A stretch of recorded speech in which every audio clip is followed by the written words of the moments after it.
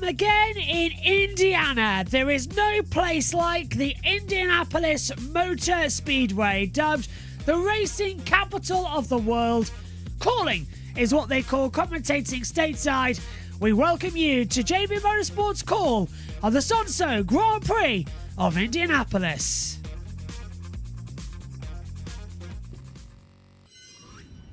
Well, the field is ready. We're all set to go. Welcome, everybody, to one of the greatest months in racing. It is the month of May, and it kickstarts here on a bright, sunny day in Indianapolis on the road course. It's Saturday, 11th of May, which means we get going for racing. Qualifying is next week for the Indy 500.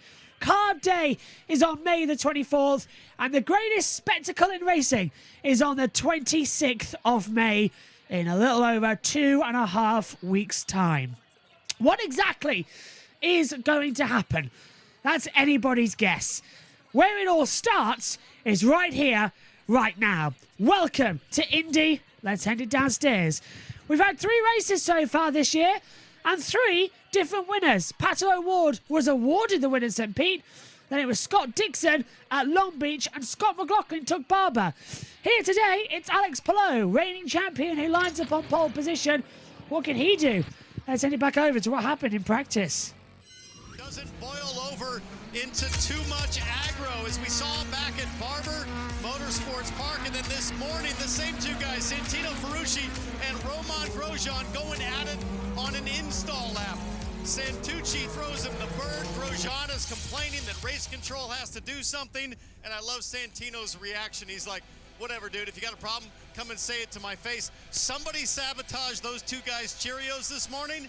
Whatever they had for breakfast, it was not normal. They are teed up. This is not a TBD, this is a TBW, to be watched, so we'll keep an eye out for that. Do need to update you on the Team Penske story, the ongoing story. You may recall a couple of weeks ago at Barber Motorsports Park, we revealed the news that Team Penske was found to be outside the rules and regulations at the season opener of St. Pete. They had an element in their software that enabled them to use push to pass when they weren't supposed to. Joseph Newgarden had his win stripped. Scott McLaughlin was disqualified as well, and Will Power lost some 10 championship points. Now, since then, Team Penske and its boss, the captain, Roger Penske himself, conducted a thorough internal investigation, and there have been team members suspended. Here's a quote from the captain. Have a look at this. I recognize the magnitude of what occurred and the impact it continues to have on the sport, which I've dedicated so many decades. Everyone at Team Penske, along with our fans and business partners, should know that I apologize for the errors that were made, and I deeply regret them. He says there were significant failures in processes and communications. The net result is the team president, Tim Cindric, the managing director, Ron Rzuski, the engineer of Joseph Newgarden, Luke Mason, and the senior data engineer, Robbie Atkinson, have been suspended not only for today, folks, but for the big one. They will not be present at the Indianapolis 500. I'd just like to reiterate, that's not an INDYCAR suspension. That is an internal Team Penske suspension. With more on this, let's say good afternoon to Marty Snyder. I got to be honest, if the timing stand for Will Powers looked a little sparse this weekend with 2 of his crew members suspended for this race. Your engineer, Dave Faustino, is kind of playing 2 roles this weekend, Will. How has the communication with that in mind been different? Oh, it's been pretty flawless, actually. Like, Dave's been on my stand for so many years. I think he just knows the verbiage. So, yeah, been really good communication. We haven't really had any mishaps and feel pretty confident in the race. It won't be a problem. It has been 31 races since you've been to Victory Lane. This is one of your best racetracks. Do you have a sense that today might be the day that streak comes to an end? I felt like that the last 3 race weekends that we've had a shot at the win. So it's another one that we have a good shot. If everything went our way and we execute well, I think we have a shot. I mentioned this is one of his best racetracks. He has 5 wins here at the Indy Road Course, Kevin Lee. Well, Marty, Joseph Newgarden has won the biggest race in the world right here at this racetrack last year in the Indianapolis 500, but also big impact on his pit stand. What does that mean for this weekend first? Well, it's different. I got a different voice in my ear, and you know, the great thing about this team, it's always bigger than one person.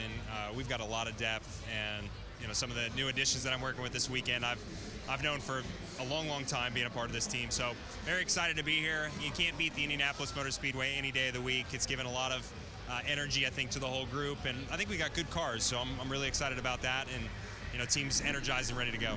Pace shows you're starting 4th. What does it take for a win? I mean, you always got to be perfect in IndyCar. You know, I think we've got a plan with tires, but we're also ready for that plan to change and react to see what really happens in the race. We put our, you know, best guess forward or best estimate, but we got to be fast. You can't supplement speed. I think we have that across all 3 cars. Will looked really strong yesterday, and I think Scott's super quick too. So we have 3 good chances. We're going to try and get the snap-on car in victory lane, and Team Chevy's done a great job for us all weekend. Lee Joseph is going for number 2 on the road course, and in 2 weeks he goes for number 2 on the big track in the Indy 500. Yeah, good point, Kevin, and they look to move beyond this. What do you guys make of all of it? Well, listen, there's no way escaping the fact that this has been the biggest controversy in Team Penske history. Joseph Newgarden really loses the most, I think. Tim Cindric, that guy has called strategy so many times to get Joseph Newgarden to victory lane. I'm not sure that the full magnitude of Tim's absence will be known or realized until after the race today and potentially after the Indy 500. And we talk a lot about the race engineer-driver relationship. That's the most important one on the team. So not having Luke Mason on his stand is definitely going to affect this program. But even just listening to him there, he already seems more comfortable than he did last week at Barber. He's confident. The team's capable. I don't think it's going to slow them down that much. Kept using that word energized as well. You know who else had plenty of energy? The reigning series champion, Alex Palou. He starts from the pole. He's with Kevin. Lee, Alex Palou was just 17th and 11th yesterday in the 2 practices, so where did the pace come from for the pole? A lot of work by the engineering and mechanics team. So, yeah, we started struggling a lot in practice 1 and practice 2 yesterday, but started to find our rhythm during Q1, then made a small step in Q2, and we're ready to fight for pole for Fast 6. So pretty impressive recovery by the team, and glad to start on pole for the first time officially this year. Is this a good omen for the rest of the month, and does anything carry over to the Indy 500? Yeah, everything carries over. I mean, it's just the feeling that you get when you get a pole, especially a place like this being so tight. But what it can carry over is a win from today, not the pole. So hopefully we can get a win today. Marty, the number 10 car is going for win number 10 for Alex Palou today. For the 3rd straight race at the Indy Road Course, Christian Lundgaard will start on the front row, but you don't have that first win here. So what needs to be different today for you and the 45 team to get that win? We just got to drive faster. No, the 45 Hy-Vee Honda crew has done a good job, but it hasn't been good enough. Last year we had the possibility of winning the May race. We had an issue in one of our pit stops, which cost us a lot of time, and then after that I think it just kind of fell into pieces for us. But even the August race with Graham, you know, he should have won the race. How long the yellow was, I think really hurt him, and obviously it's Scott Dixon. He's the master of fuel saving, so he made that work, of course. Yep. But I think that's what we got to do today. We got to be on top of everything, and now we have all the examples ahead of us, so we just got to go out and do it. 2nd, 4th, and 4th in the last 3 races for you here. What makes this track such a good fit for your driving style? I don't know. I mean, I think we also see it with Alex, you know, European drivers, it fits us. It's something that we're used to. Well, I think our car is also pretty goddamn good around here. So it makes a lot of sense in that aspect. But I drive the car to the ability that I know how to. Yeah, Diffie told me yesterday, this is one of our best racetracks. We have to take advantage today. The atmosphere is through the roof. Let's just confirm to you how they stand in the championship at the moment. So it's Colton Herta. He comes into the month of May leading the standings on 101 points. 1 point back. Yes, 1 point back is Will Power. And then Alex Palou is 98, Scott Dixon 94, and Felix Rosenquist on 87 as well. 14 points separate the top 5 in the standings as we welcome into the broadcast Josh T. And I tell you what, JT, there is some serious business around right now as everybody stands to ask the same question. What on earth are we going to see here at the 500 this week and coming up? And what are we going to see here tonight?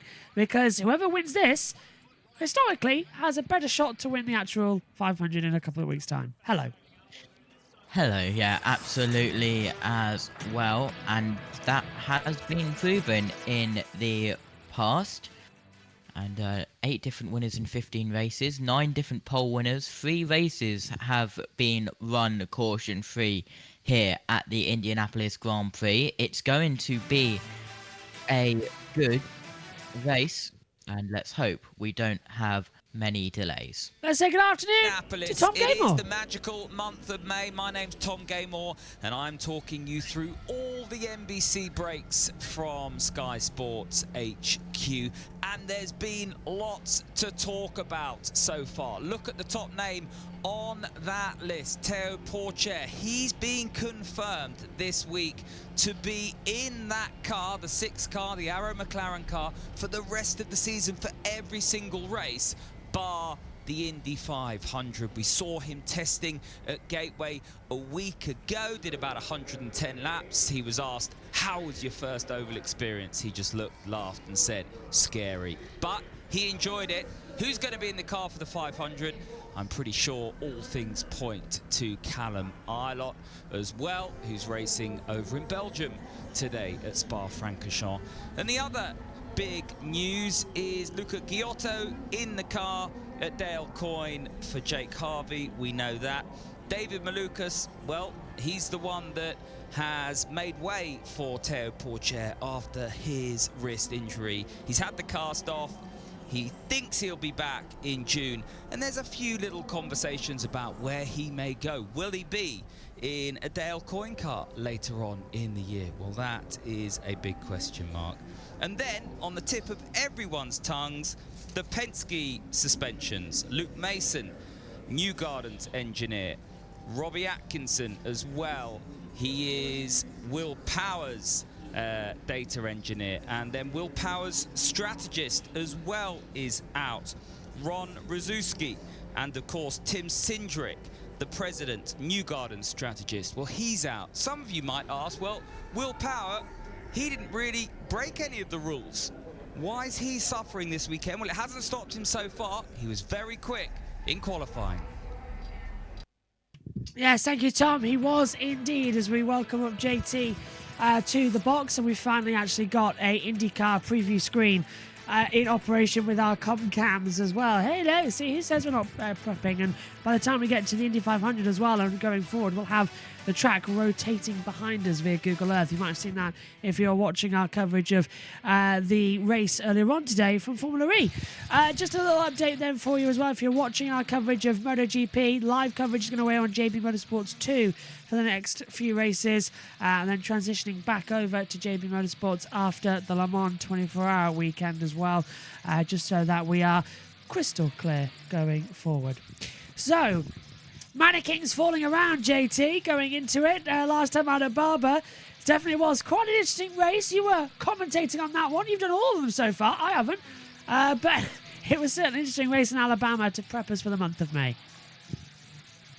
Yeah, absolutely as well. And it feels very weird controlling 2 sound mixers, which are the exact same, wearing 2 headsets, controlling different things as well, being... well, for the first time, I'm on JBM and USRN at the same time because I'm providing TV picks for USRN, so that's just in the background as well. But Scott McLaughlin starting 13th today. He wanted to be higher, and he should have been higher as well, but it just did not go his way. And a lot of unique stuff happened last time out when we went to Barber. But a lot of unique stuff has happened this season, Josh, with the push to pass and then going into Barber with the mannequin and then Joseph Newgarden spinning it and everyone blaming it on said button. It gets complicated. This season's had full of it. We'll be keeping across of all of the action. Right, let's let JT control everything over there. Let's head back over to the stateside. Watching live in New Zealand, 7 a.m. Sunday in New Zealand Diff, and she's watching live because it is her birthday today. Well, we say happy birthday as well, and there's a huge Kiwi contingent that watch each and every NTT IndyCar broadcast. He was in a pretty jovial mood this morning. He said to his entire team, have you bought your tickets? And they said, to what? He said, to the show I'm going to put on this afternoon. Well, I think that really sums up Scott McLaughlin's state of mind right now, which is attack. I mean, after all the controversy at Long Beach, St. Pete, and then we heard about it at Barber, he has been on a full focus mission to just win at all costs. He's absolutely crystal clear on his intentions today, and he's the only guy on the team that hasn't lost one of his crew members. I like McLaughlin and his chances this afternoon. I was just so impressed with how he turned everything around in Barber. Obviously, a lot of tumultuous stuff happening off track there. That team went out there. He put the car on pole, dominated the race on that three-stop strategy. Nothing's really facing that guy right now, and that's a dangerous thing for the rest of this field. He's improved in the championship every year he's been there, and even with that exclusion in St. Pete, he is clawing his way back up with these strong results, so he can bounce back from this qualifying. And again, he went from 29th to 9th, courtesy of that win at Barber Motorsports Park. A guy who leads this championship for the first time ever, Colton Herter. Let's hear from him. He does, and we saw him win in the wet from 14th here a couple of years ago, and he's got some work to do here today from 24th. Let's first go back to qualifying yesterday. Not really a chance to show what you could do. How do you kind of gather the emotions back in after you run out of fuel in qualifying? Yeah, I mean, it's less than ideal, but, you know, it can't only be me making mistakes all the time. That wouldn't be fair. So it's all right. We'll move forward. You know, luckily for me, I've had the same guy forever doing my fuel in INDYCAR, and it's the only time it's ever happened to me. So I have a lot of faith in him. He'll rebound. We'll do good things today, and we got a lot of work to do, but I believe that we can do it. And you have an extra set of the preferred, softer red sidewall Firestone. What kind of advantage does that present to you? Yeah, I mean, typically this race is a red race. You know, hopefully that stays the same and we can keep doing that same strategy, but there's a lot of unknowns. If it works out, we should be at a pace advantage with having 2 new sets of reds, though. So we know you're fast, but do you have to do something really different from the leaders to get to the front from where you're at? Most likely, yeah. Yeah, we got to change it up a little bit. Either that's pitting early or pitting late. We got to do something different. Maybe taking some yellows that other guys won't. So it's going to be a little bit of a crazy one for us, but you know, we have the pace to be up there in the top 5, and we got to show that. Marty, every year somebody comes from the back and gets back up to the front. Maybe it's Colton Herta today. Kevin, let's review the weekend for Graham Rahal. Lost an engine, missed an entire session, then in qualifying lost a clutch as well. Have you ever been through, Graham, a week or a day like you had yesterday? Interesting day for sure. But I thought everybody on the fifth bank, number 15, held with it, and you know, you got to just hope all the bad luck's out of the way. And but yeah, I mean, it was a weird start to the day, and I think missing practice 1 really put us on our back foot. So, you know, to even advance to round 2 and qualifying with as tight as it is nowadays, barely missing out on Fast 6 was a good effort, but we'll see what today brings. Your teammate Christian Lundgaard is so good here. You as well. Why is Rahal, Letterman, Lanigan so good here at the Indy Road Course? Marcus Armstrong just asked me this question on the parade lap too. And what'd you tell him? The reality is that I wish that we knew, because we would take it everywhere else too, I think, you know, but we've had a lot of success here as a team. We've been fast here, even in the years where we were struggling mightily, but you know, even Pietro, he's right here, right? So we've got a good shot, and when Jack was here, he was always at the front at Indy GP. So look, we'd like to rekindle some of that August magic that we had last year and be able to go forward in this race. So fingers crossed we can do it. He mentions the August Magic Diff. He finished second in the last race here. And Marty, I think it's really important to remember, don't ever question Graham Rahal's resilience at this racing venue. Remember last May, he failed to make the field for the Indy 500. He ended up racing because Stefan Wilson was injured. But Hinch, he's got that burning desire. That second place last year really upset him. He's still carrying that now. He sure is, but this is what I love about it. You know, that team's been through some struggles last season. We saw that. Picked it up in the second half of the year. Graham got that pole here. First one he'd had in almost 5 years. Turned it into a podium. But what I love was yesterday in qualifying, Townsend, he finished 7th, just missed the Firestone Fast 6. That's not a bad qualifying. You could see how upset he was, how angry he was. That passion is still there. The competitiveness is still there, and that team knows that this is their best chance so far on the calendar to really score that strong result, and Graham really wants to be up there with Lundgaard.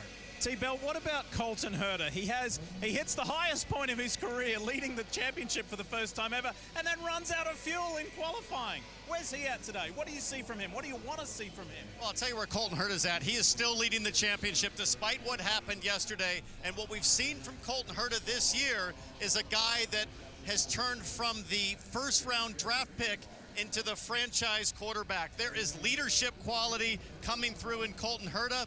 He's taken command of his race team and himself. I love what he just told us. I'm not the only one allowed to make mistakes here. It's a team effort. That's the kind of energy and focus. And today he's got a great opportunity because last year his teammate Devlin DeFrancesco demonstrated to everybody, including the Andretti drivers, that if you don't start up front, you can get there in the hurry. This is a flashback to August, race 2 at Indy on the road course last year. Devlin DeFrancesco in that light blue car is going to look inside, think about it, and quickly fade to the high side, find a lane, and send it 4 wide, deepest on the brakes, straight to the front. So Colton Herta can make some magic happen on the start here.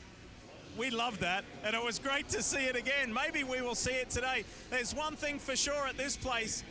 The Indianapolis Motor Speedway brings the action.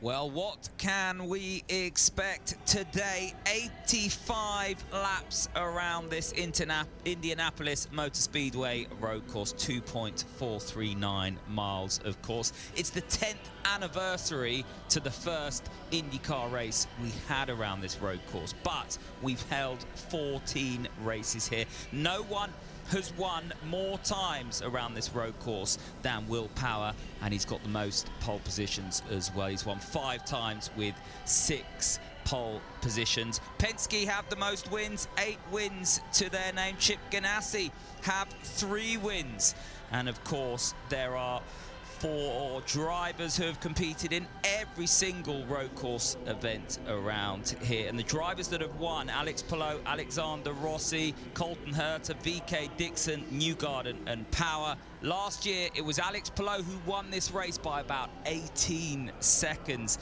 And then of course Scott Dixon in the August race came all the way from the back on 2 stops, sprinkling his Dixie dust over the race to do it 1 stop less than everyone else to win then.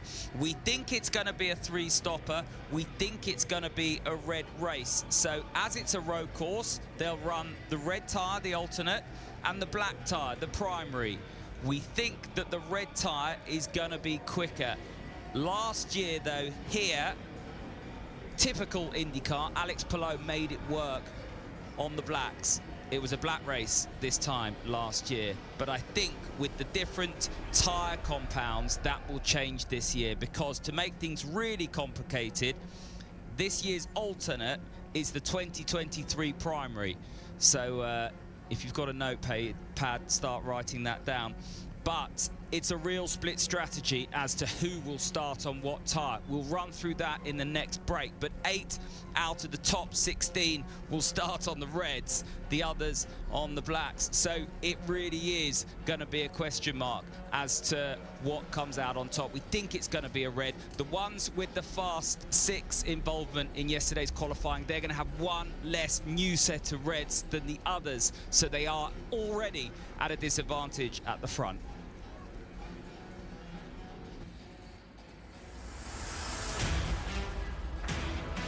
NBC Sports welcomes you to INDYCAR Live, presented by Liberty Mutual Insurance. Only pay for what you need. We've got a gorgeous afternoon here in the Circle City. Wasn't so gorgeous for some on the receiving end at Barber Motorsports Park. Romain Grosjean and Santino Ferrucci, elbows out. 0 respect given, and this morning in warm-up, it continued with Ferrucci putting some strong moves on Grosjean. Happy face blurs out the bird, and Ferrucci said earlier in the week, Marty, that he does not care about making friends here. It is all about the result. Let's add a little hate to the month of May. And I also like what he said to Townsend when he said, if he doesn't like it, he can come talk to me about it. I guess the first question is, did he come talk to you? And secondly, will you continue to race him that aggressively today? No, he didn't want to come talk to me, but, you know, me and Max went over there to set the tone. But for me, it's bygones be bygones. I mean, if he wants to race me that hard, he knows that, you know, mess with the bull, get the horns. So I had a saying growing up from one of my best friends that passed away just recently I grew up karting with, FTG. And all my buddies know what that means. That's how I grew up living my life when I was a kid. And we got a race car, man, and that's how we're going to roll. For the other side of the story, let's go to Kevin. All right, Roman, what do you make of the contact? Do you race Santino Ferrucci any differently? I don't know why Santino was such in a rush to do his pit stop practice this morning. I think, you know, right now I'm more focused on getting a good race car. It's been not an easy weekend for us. I'm hoping that we find something good for the race. The car should be decent. I'm also watching towards turn 1, and there's a lot of people at the grandstands, which is really good to see. It's a good start in the month of May. So what happened this morning, I don't really care. What happened now and us moving forward, that's what matters. 2 runner-ups here for Romain Grosjean, Lee. Well, Hinch, you being Canadian, I guess we can use a hockey reference or analogy. These guys aren't afraid to throw a punch. No, there's a few hip checks trading back and forth at Barber, and again this morning. And look, those things happen on the racetrack. The thing this morning, that's just silly. That's boil over from Barber. But look, good hard racing in Barber. I expect the same here. I don't think it's limited between those two drivers with each other. I think we're going to see it up and down the grid. We have some big passing opportunities into 1, into 7, into 12. Absolutely, we're going to see more of the same today. What you didn't hear from either of those drivers was, yeah, that's on me. I need to do a better job. 100% that feud will continue if they find each other on track today. I'm going to do a little research on FTG, but for now I'm going to call that Foxtrot Tango Golf. So Grosjean's got unfinished business in his IndyCar career. And for Santino Ferrucci, he's racing for the legend AJ Foyt, which means a lot to him personally. So we're in for a fun afternoon as we get things going with the ceremonies. Ladies and gentlemen, at this time, we ask that you please rise and remove your hats as the Joint Armed Forces Indiana National Guard presents our nation's colors.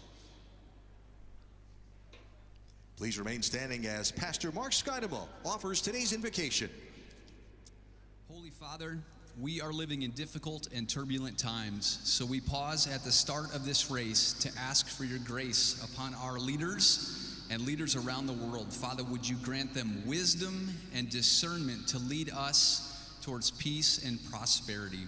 Father, ultimately we know that that only comes through you, so we pray that you would do what only you can do to bring these about for your glory and our good. Father, thank you for the gift of this day. We pray now for the drivers and their teams as they compete. Keep them safe, and we pray all these things in the precious name of Jesus. Amen.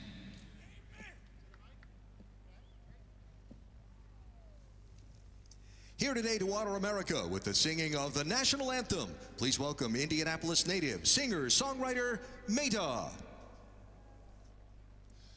Oh, say, can you see by the dawn's early light what so proudly we held at the twilight's last gleaming, whose broad stripes and bright stars through the perilous fight o'er the ramparts we watched were so gallantly streaming, and the rocket's red glare, the bombs bursting in air, gave proof through the night that our flag was still there. Oh, say does that star-spangled banner yet wave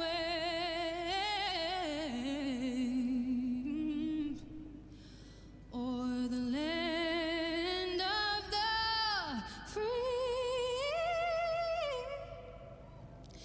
and the home of the brave?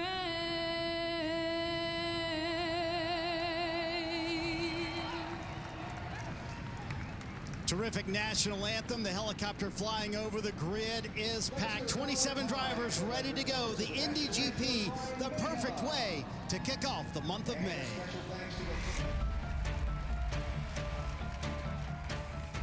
That's how you start May, baby. Let's go.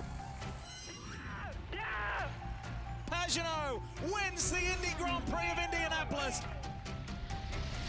Alex Palou wins wins the GMR Grand Prix at Indy. Yeah, boys. For all of the doubters, he says, how you like me now? The second fastest qualifying run ever. They haven't even started the race yet, and look at how this team celebrates pole.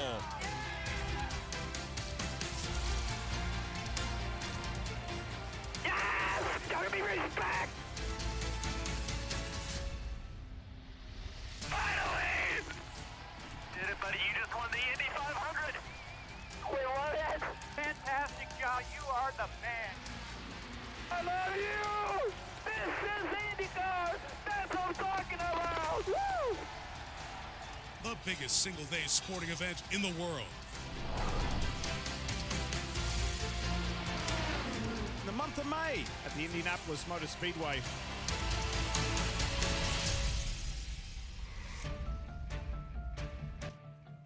We're getting ready to kick off at the racing capital of the world. Just a few moments until the command is given and we will be underway. It is an 85-lap race, 27 cars in this field. And I'm delighted to say, for the first time in a long, long time, we have finally been able to fix the systems. Oh, yes. Oh, yes, we have. If I've given another microphone because the other one stopped working. Oh, yes, we have. If we take a look now on the screen, all 27 cars are on your screen. And during the month of May, all 34 will be on. And then on race day, the 33 will be right here. And we'll tick them off one by one. A brand new screen and a brand new way here on JBMotorsports that we can keep across everything. Gives us the gaps, intervals, and what tyre they're on as well going into this one. And what make of car they have as well. It'll all bunch up when the race starts and we get sector times and all sorts as well. But JT, how's it going over there with our good friends at USRN as they start their broadcast? It is actually quite enjoyable to be in between the two, just listening to how we do our commentary and how USRN do their commentary. So it is actually quite interesting and it's quite fun. But yeah, it's all good. They're on a break right now. But going into the race, how many cars wide do you think we'll get into turn one? I personally think we'll go to the full four. Ooh, I think we're going to go 4 wide. I reckon we'll have a crash and a caution straight away. I'm very much on that banking that we're going to have an accident right away. What about you? Hold up. Guys, if there's a caution lap 1, you can blame Josh Birch. He's just cursed it. Well, that's always fun. What are they saying? Oh, well, okay. They can hear things we can't, viewers. What do they say? They're just talking about the classic stage points for NASCAR in break. Okay. Well, it's time to kick off with the command. Anyway, let's hand it back over to NBC. We are back at the most famous racetrack in the world, Joseph Newgarden. Pumped to be up here. I've always wanted to get up here. Arena VK. Yeah! It's just the perfect day. Will Power. Finally. Colton Herter. That's how you start May, baby. Let's go. Alexander Rossi. I'm happy to come back at Indianapolis. This is pretty amazing. Alex Palou. Yes! Yes! Good job, boys. Scott Dixon. Every single one of these teams want that good result because it kicks off that month to make your Indy 500 momentum starts today.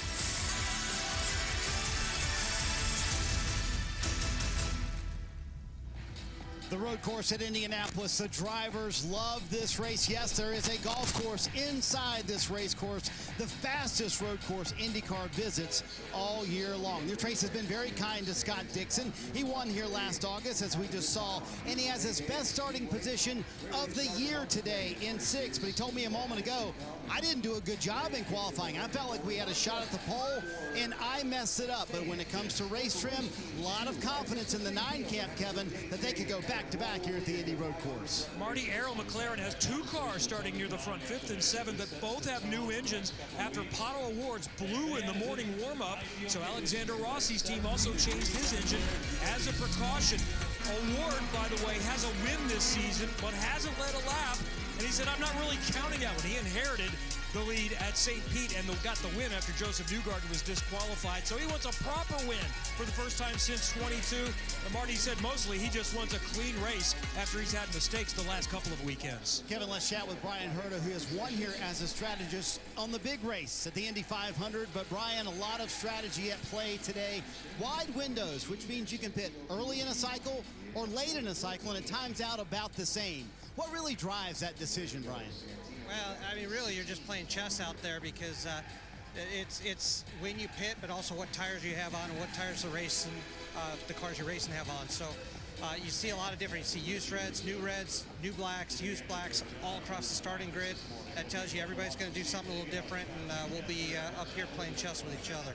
When it comes to a racetrack where you could start in the back and maybe still have a shot to win, where does the Indy Road Course rank? Well, it's the second easiest road course to pass on. It's still hard because these guys are all good. But that helps, you know, especially with Kyle, we're starting 14th, so we got some work to do. So it's nice to be at a track where we feel like if we got a good car and we do the right things, we can go forward with it. There you go, Diff. He mentions his driver, Kyle Cookford, starts 14th. So they're going to put all of that strategy available in the playbook to the day to the test this afternoon. Yeah, Brian Herta, who is a master at this, talks about a game of chess, T-Bell. It's a game of chess at 180 miles per hour, and a big component of that are the tires. 2 compounds in INDYCAR racing. The harder black tire there that you see on Christian Lundgaard that he'll start the race with from the front row, and next to him, pole sitter Alex Palou on the red sidewall tire. That is softer, more grip, doesn't last as long. So later in the stint, the red tires should start to fall off. The question is, over the full stint, James, which one's better? And of course, per the rules, you have to run one compound of each, or one set of each compound, I should say. And you see on the pylon there who's starting on what. And that's a big part of the strategy of this race. Which compound you start on. If one of them's worse, you might want to get it out of the way early. You might want to use it in the middle of the race. So that's a determination that has to be made right after the warm-up this morning. And this is the choice that all the teams made. So already we can get a sense of what these guys are going to do for their strategy. Who makes the right decision when is a key component of INDYCAR racing. Time to go trackside for the command. Race fans, it's time to give the command for the Sancio Grand Prix. Please welcome back Sancio CEO David Jones. Welcome, race fans. From our associates and our partners, drivers, start your engines!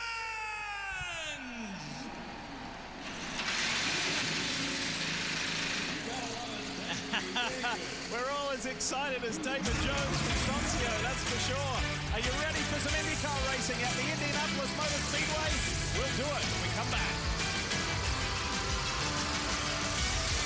Let's get the final thoughts then of Tom Gaymore before the start. We are all as excited, and there's a real split between those of you watching the Eurovision Song Contest and, of course, this Indy Grand Prix. Hello to Stephen Tandy on X, formerly Twitter, tuning in from Paphos. It's great to be joining in. And can you give my wife Jane a shout out? Well, hello to you. We've got Jillsy Bear tuning in as well. Lee, INDYCAR time. Good evening to you, Tom Gaymore. Let's get the month of May underway. Lots of you tuning in. St. Anley, Derbyshire loves the month of May.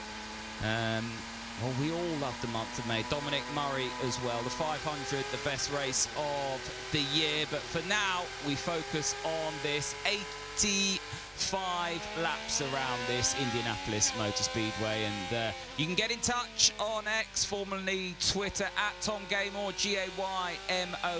Use the Sky INDYCAR hashtag as well, as we ride on board with Pato O'Ward, who's due a good result, as I was saying a second ago. Colton Herta, well, this is the scene of his famous save last year when he was on the slicks and the track was damp. One of the one of the greatest saves you'll see in an IndyCar, especially round here. He's going to be coming from the back. He's got a fresher set of tyres, but he does start on the black tyres. Alex Palou starts on the reds. Then Lundgaard and Power, second and third, starts on the black.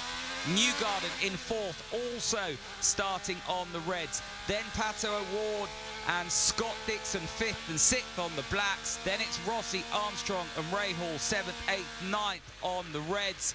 Felix Rosenqvist rounding out the top 10 starting on the black. So you can see it's a real split strategy. The red will give you an advantage on the launch and the braking and the first couple of corners, but it will wear out slightly quicker.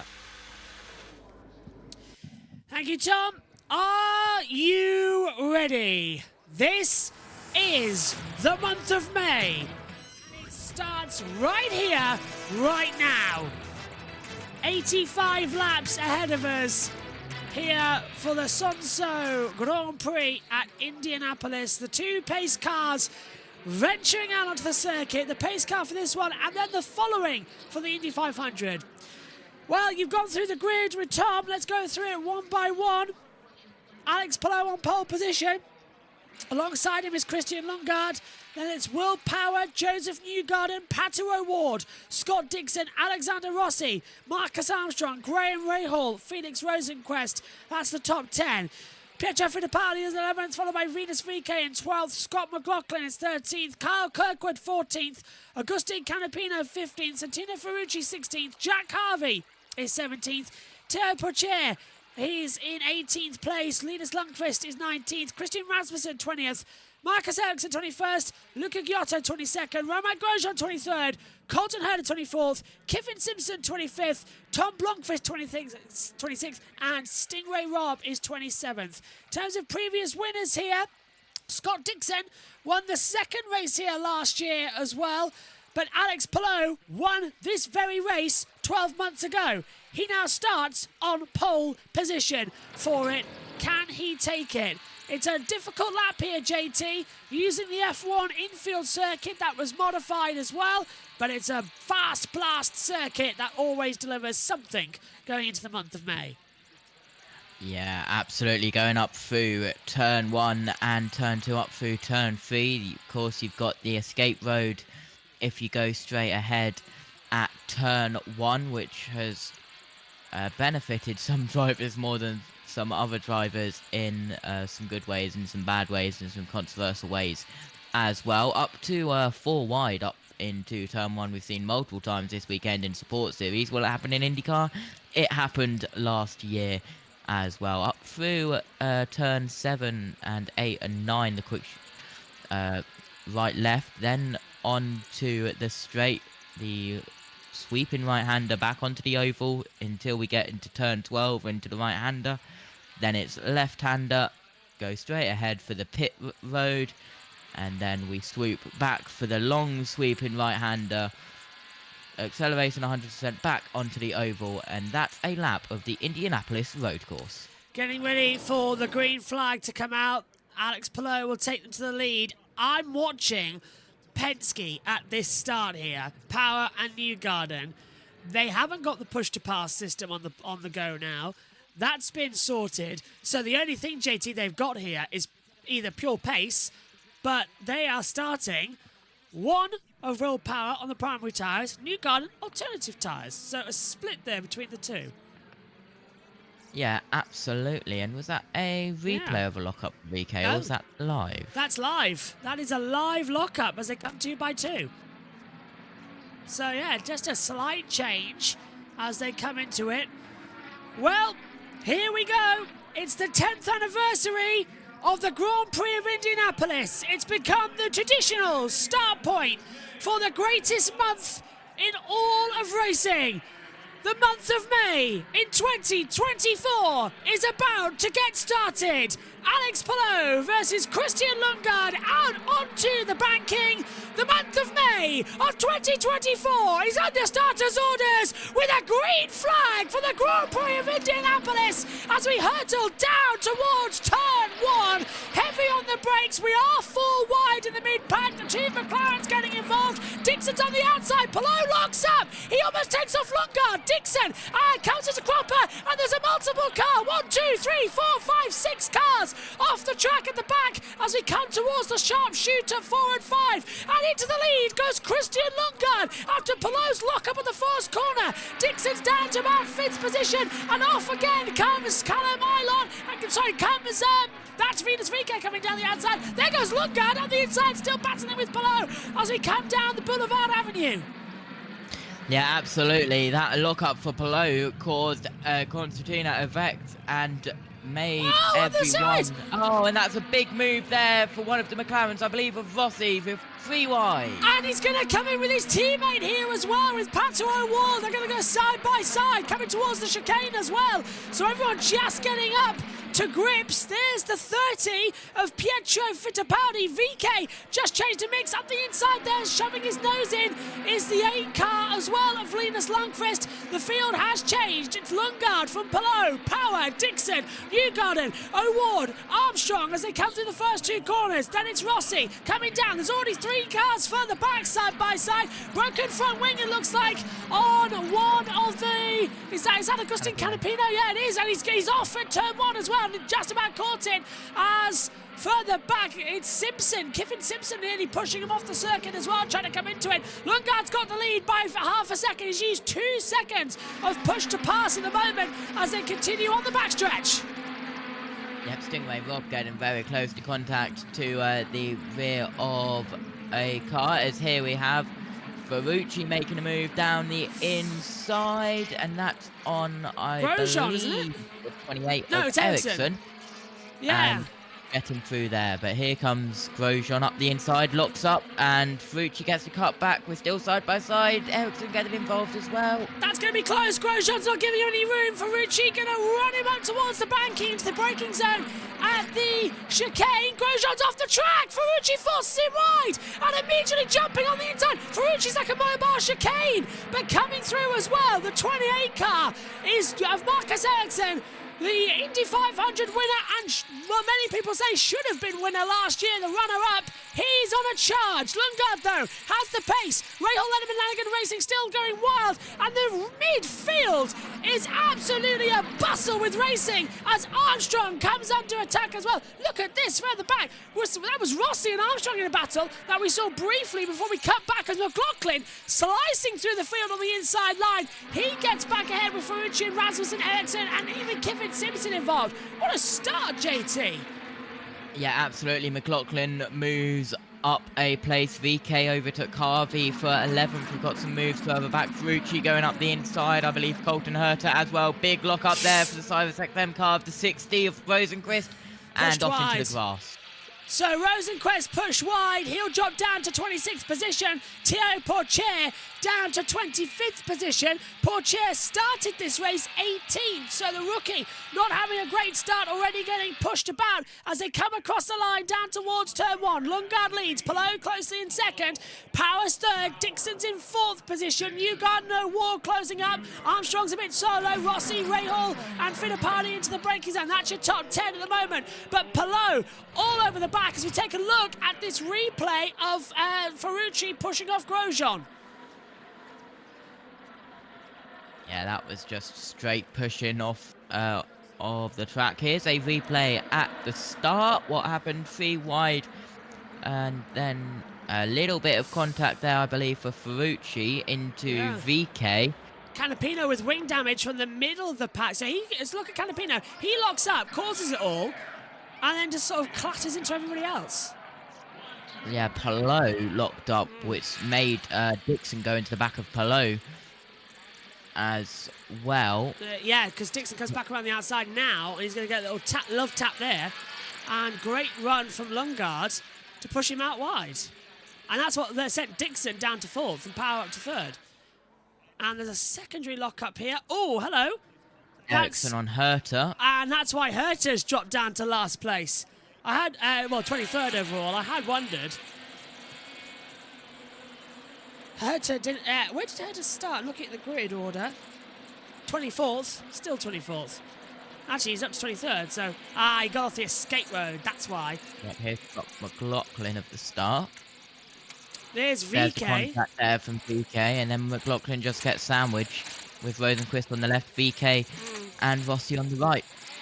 All started with Canapino locking up as well, just ahead. It was like a chain reaction, as you mentioned as well. They all just sort of bunched up. Palou locked up as well. Now, I am going to say that was caused by Palou locking up right at the front, and it set the chain Canapino reaction. didn't help it. Yeah. Because of what happened at the front with Dixon going into the back of Palou after he locked up. So I think it started at the front.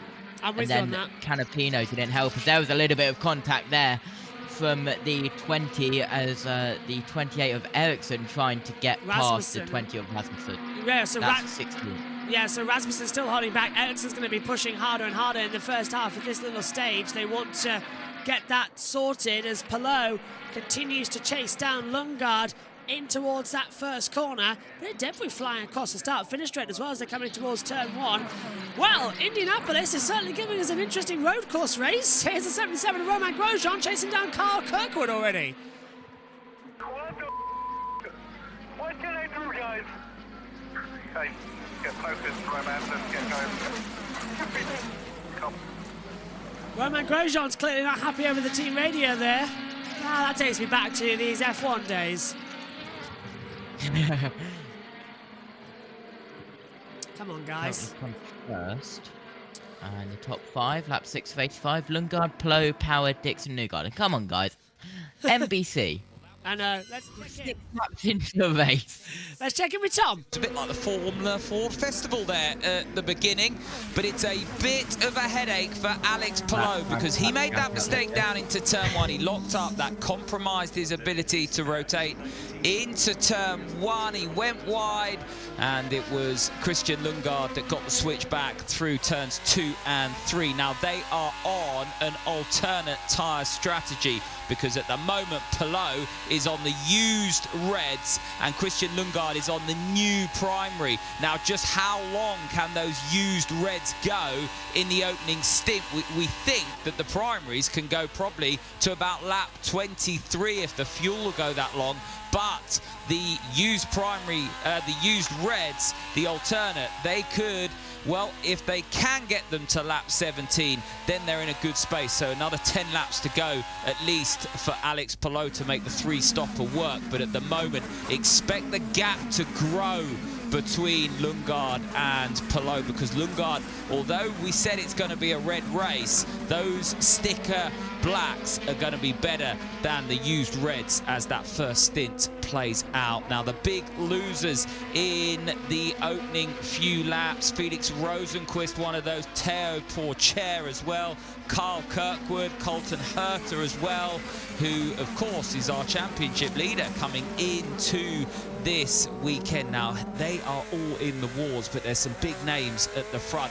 Will Power and Scott Dixon. We're on board with Graham Rahal. He is inside the top 10. He's ahead of Rinus VK, who's a race winner here, and Alexander Rossi is the Arrow McLaren just up the road. Now, Rossi is, of course, well, he's got his teammate now just ahead of him because O'Ward has lost the spot to Armstrong.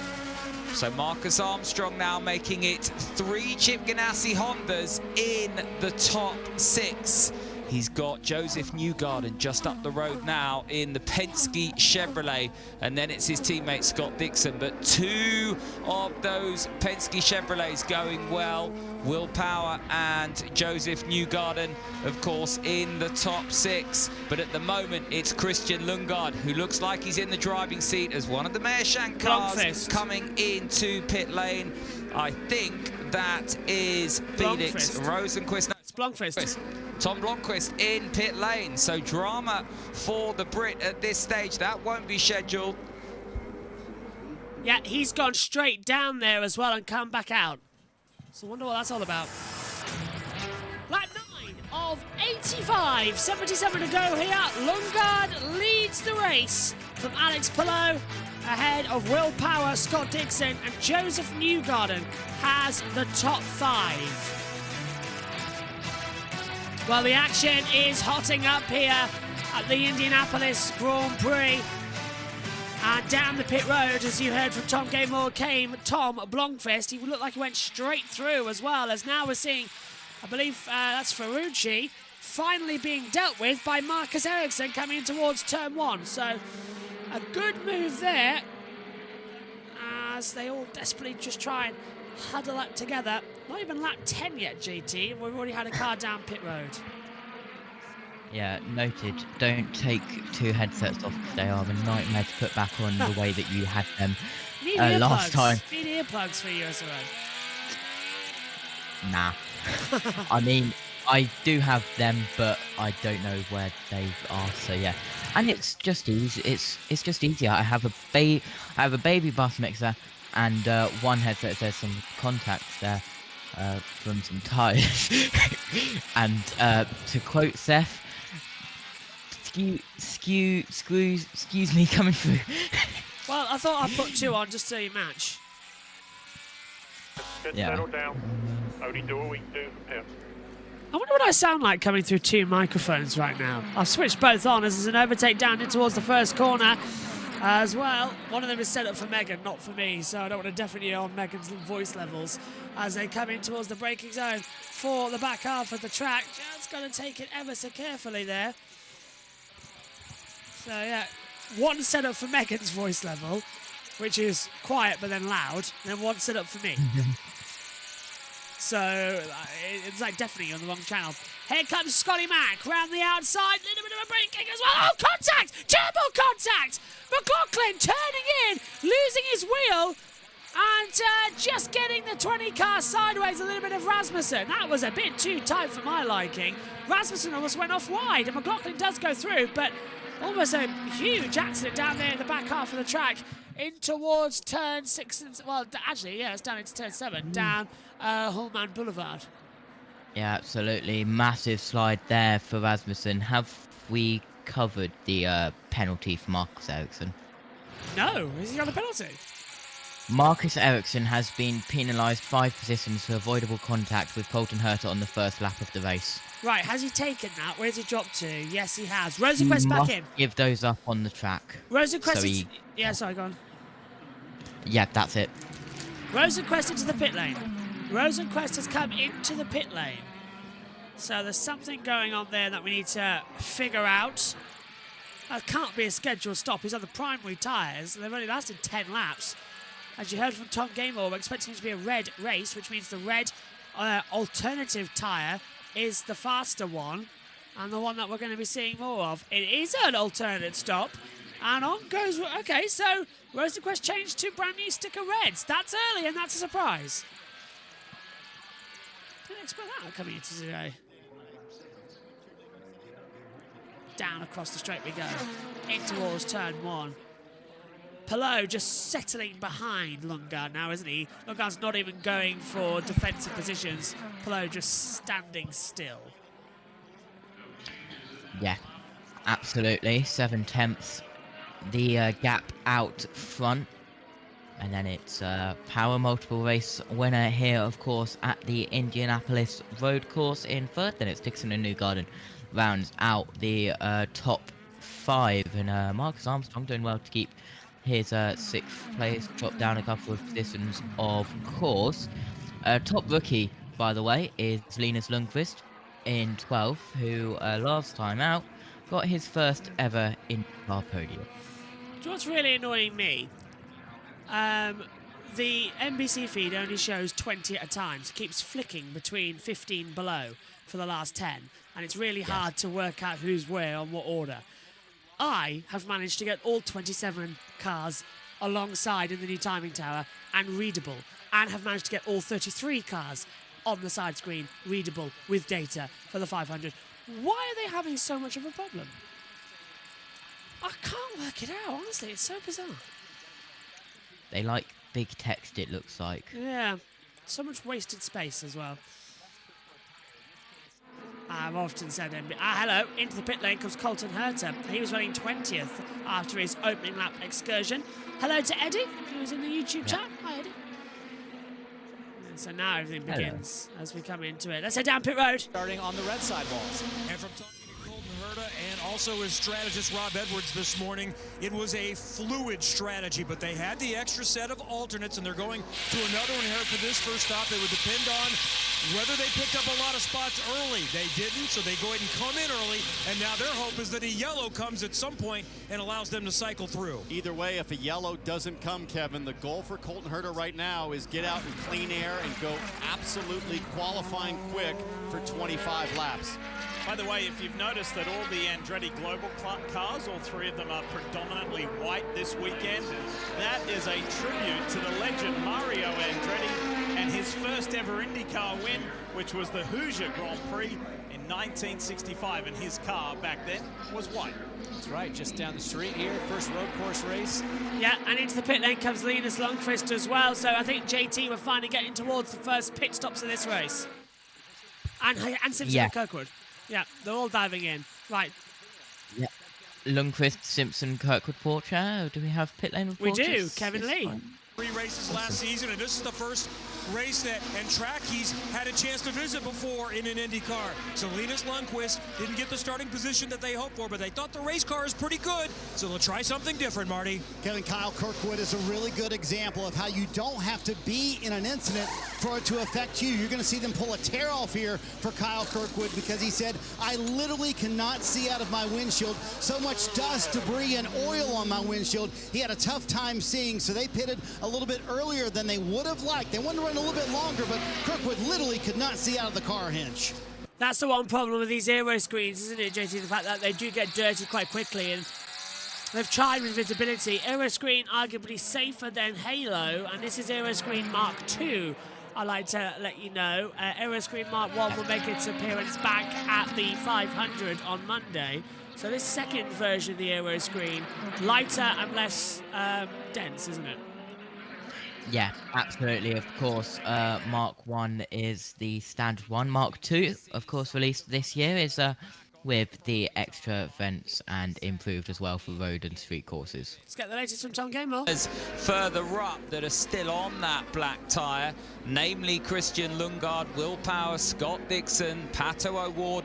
Pato O'Ward's been on the radio saying the engine's not pulling, and he's getting frustrated with what he's got underneath him. Don't forget they had the engine change after warm-up. Santino Ferrucci there with a bit of an issue, leaving his pit box. The wheel gun. How many wheel guns do they go through in a year, do you think? I always get asked that as they lob those wheel guns around pit road, but nevertheless, quite a few. They're fairly robust. But yeah, Pato O'Ward had that engine change, and he is in the wars already, not happy with that car. So as the runners further back, pit to cover each other off as well as get some track position.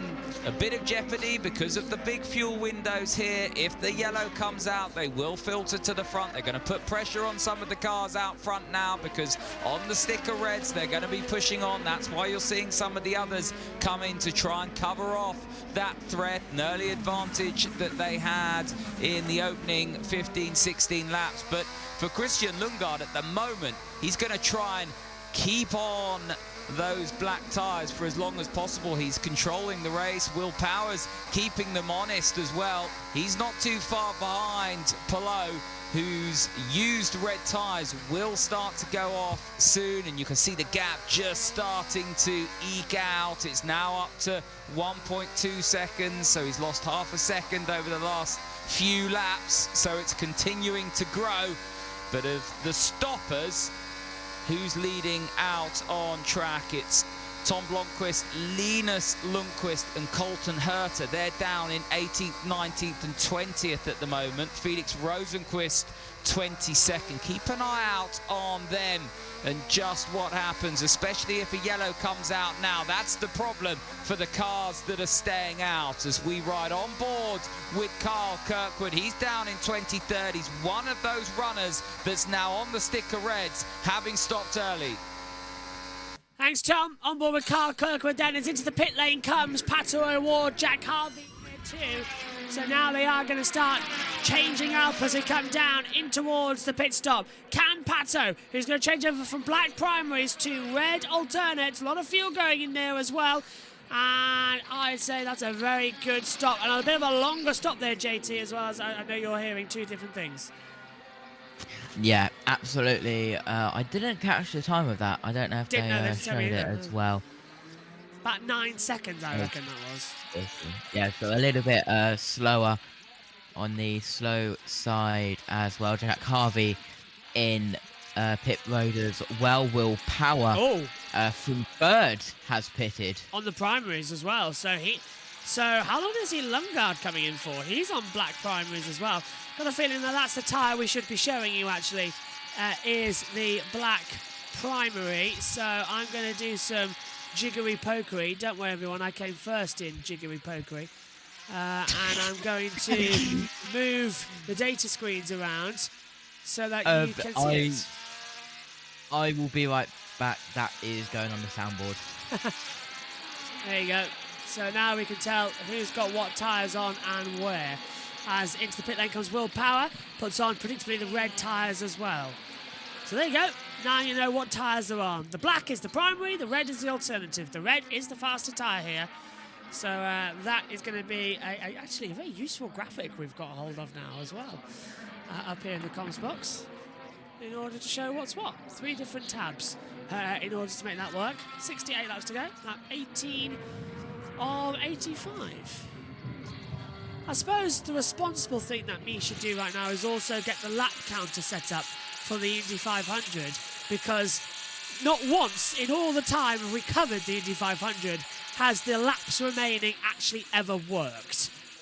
It's never worked. So maybe the responsible me should do that under a commercial break or something when Tom's on as well. Newgarden is in as well. And he was on alternatives. That's a surprise to me.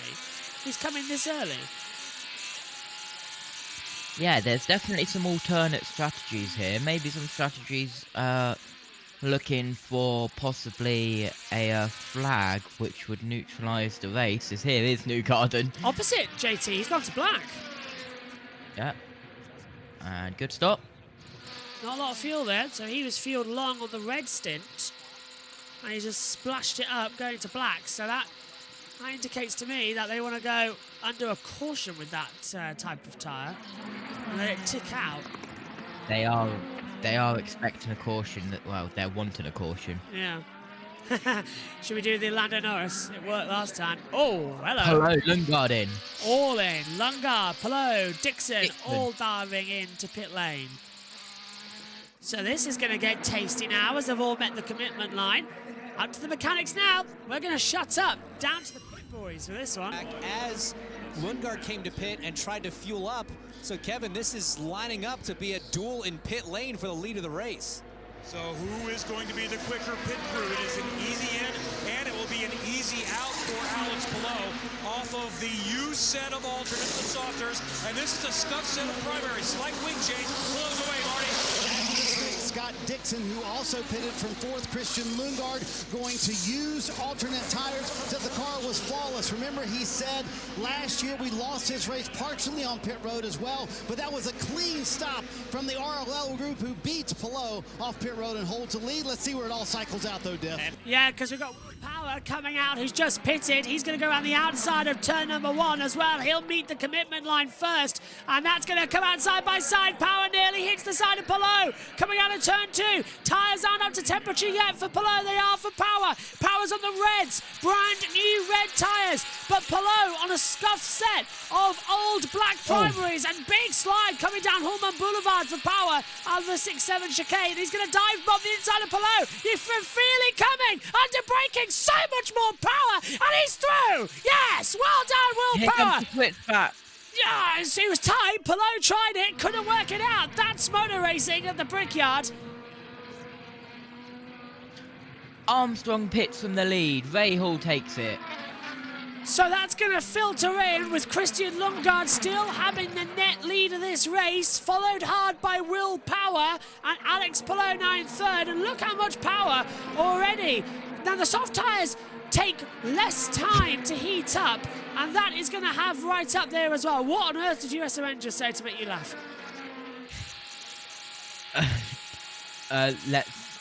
Let's not go there, Josh. Oh, wow. It's that type of evening, is it, over there at USON? Yeah, you can say that, as it's lap 21 of 85. Ray Hall is 1.8 seconds in front of Rossi.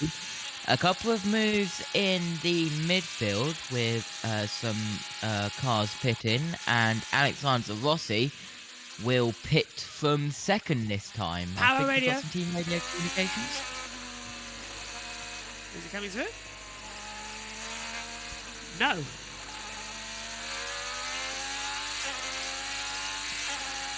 Okay. Let's talk more with Kevin Lee. What you got? Kevin's got Alexander something. Rossi had cycled up second. He was on a used set of alternates, and he's going to use his only remaining sticker set here. Rossi's this is in. a bit of a surprise. Most wanted to save it either for a restart or for the final stint of the race. So Alexander Rossi is going to have to make something happen and pass some cars on track in this stint. He's away. Good stop there, as we didn't get Power's radio. 64 to go, lap 22 already 5. Let's take a look at a replay. This is the Gamers car. That's VK blocking off Herta, who we're on board with, and Herta nearly going over the top of him. Oh, switchback! VK getting forced off by Herta. Wow. That could have been big. What was Herta thinking? And he locked up as well. What was VK thinking? What were the pair of them thinking? That's not... It's not the time to do racing like that. And they continued it down the start-finish straight as well. VK on the inside line. Herta was on the outside. Who won out in this little battle? Oh, as we lose our timing monitor. And I can't tell. Ray Hall and McLaughlin pit, so Fittipaldi takes the lead. Herta won out. Herta wins out against VK. All right. It's kind of hoping that... Yeah, go on. On board replay of Colton Herta around the outside of VK, and that was just two veterans of the sport just battering it out a little bit too much. Do we have pit road?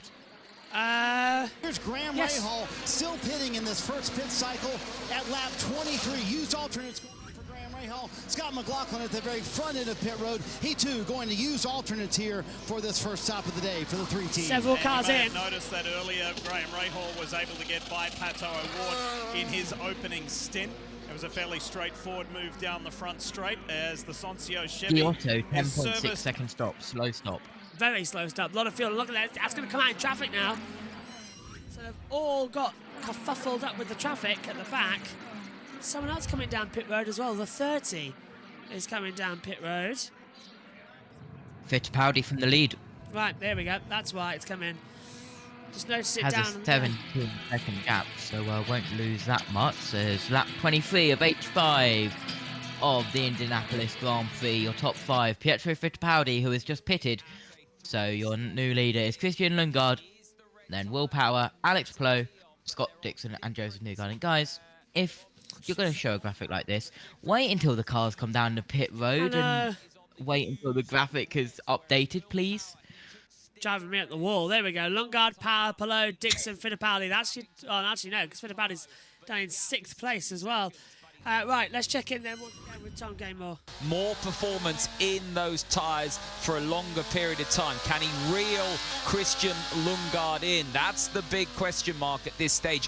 Why did Alex Palou follow Christian Lundgaard in and not stay out? Because they were hemorrhaging time to Will Power. So Lundgaard and Palou pitted to cover off Power. The undercut worked for Will Power. He's managed to get past Alex Palou, and now Palou is on used black. So he's gone used reds, used black. So he's going to be out the game now on this stint because he's just going to have nothing in his armory. There is no way that the used blacks are going to be as good as the sticker reds that Will Power has ahead, and also maybe the used reds that Christian Lundgaard has, as we see another Meyer Shank car in trouble.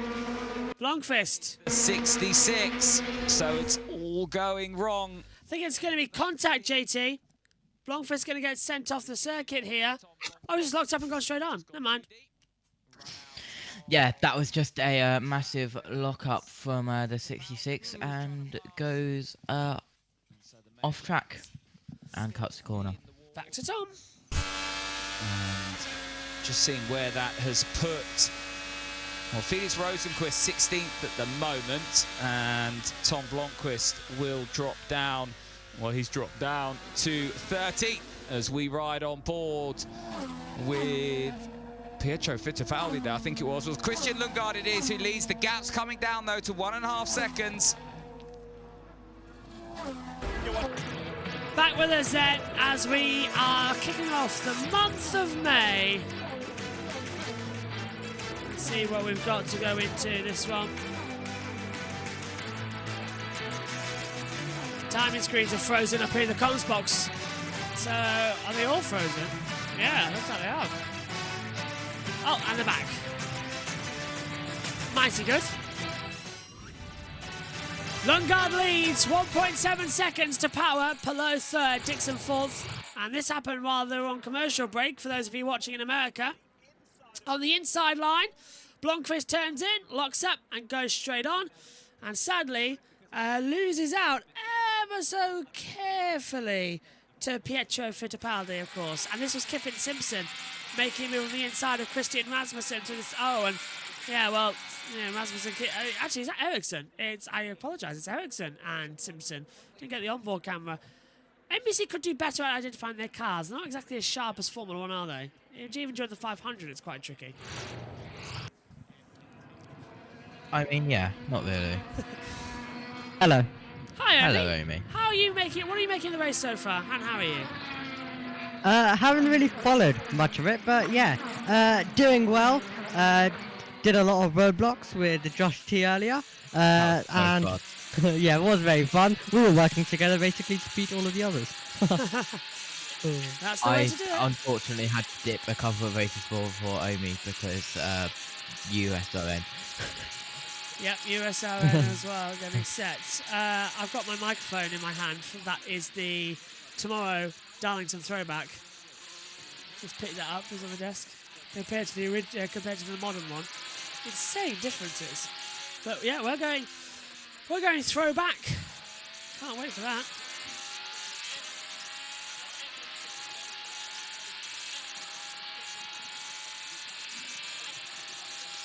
Timing screen going crazy right now.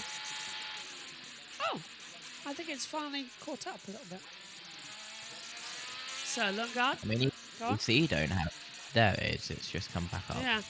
Timing screens have gone crazy up here in the box. 59 to go. There we go. Now it works. I don't know what was happening there. One ball with Power. This has come out the last corner now. Yeah, okay, that's good. Working again. Sounds like there's an echo going on in NBC at the moment, so there must be a problem on site with their technology systems. Usually they use the Indianapolis Motor Speedway broadcasting software, so usually it's the best of the year because they've been doing this for a long time now, IMS. Let's have a look. Power into the braking zone, 1.7 seconds back to Lundgaard, just going to hold it together nicely. Who won the roadblocks then, Omi? I'm interested now. Well, there were many races. I won a few, JT won a few, and then random people were winning some. We need to use the F1 23 game and all race again. We do, we do. Need to get Jess in on that, actually. Oh, let's bring Yeah, Richie. because the one... Yeah. Yeah. Because the one Jess did, you weren't there for as well. Yeah, I And wasn't then the there. one that you did, Jess wasn't wasn't there. So... Was I Donington? I think I was. Yes, Yeah, I thought you so. were. Yeah. I knew I shouldn't have gone to a racetrack. We This need to time find I some could've time to do it then. Yeah, well, next week. That's going to be tricky. 5 p.m. till 9 p.m. every day, bar Tuesday, when it's something like 2 p.m. till 11 p.m. Ah, the joys of Indianapolis month of May. We'll be live for all of it as well. And I'm working on a few guests as well to hop in the comms box. Yeah. Messaging a few people. Including somebody who's already aired. Before. Okay, so I was literally just about to say, I've got an idea of one person, and then he said that's confirmed it. Yeah, I've dropped a text. Of course I dropped a text. Be an idiot not to drop a text. Yeah. Here's Herta. Just changing over little by little. Still adjusting it really well, actually. Kind of feels like a Sunday to me. It does feel like a Sunday. I'm having to remind myself that tomorrow is actually a very busy day. Yeah. You say it's a busy day. It's actually not that bad. There's only a 4 freeway clash. Yeah, today But was worse. It's like it's not busy class-wise, but it's like back to back. Yeah. Like everything's like. It's like a normal day because down we end at like 5 o'clock anyway, or was it 5:36ish? So it's not too bad anyway.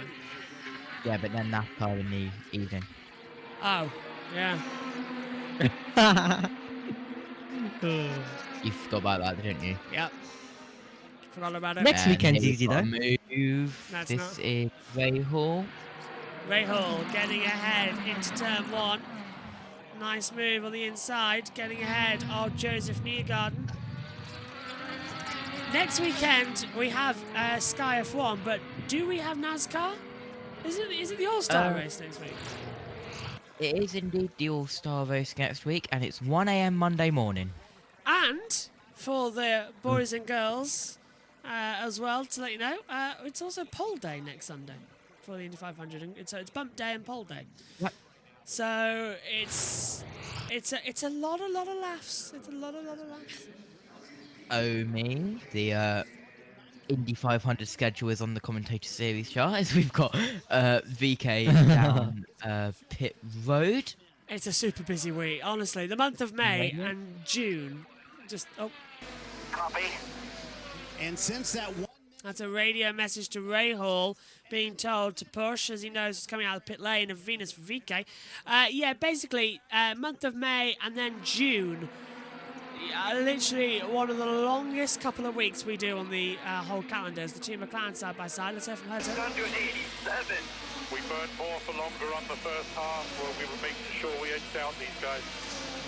So the fuel number changed. Colton wanted to know why he didn't have it at the beginning, but sometimes the plans get adjusted mid-stints. So Herta's having trouble out there. Thought he might. He was complaining over the radio. What he needs is a caution. He hasn't got one. 31 laps into an 85-lap race, 55 to go, and they're ticking them off quite quickly. Ray Hall might cause one, though, round the outside. Is that a lapped car? Because it's on VK. VK locks up and nearly laps. Takes out Ray Hall, who's in 6th position. Ray Hall's fresh out of the pits. Yeah, absolutely. And I've just heard one of the positive advantages of, and here is a replay of VK before I get to that in pit road. What happened? It was a 1. Oh, the nut.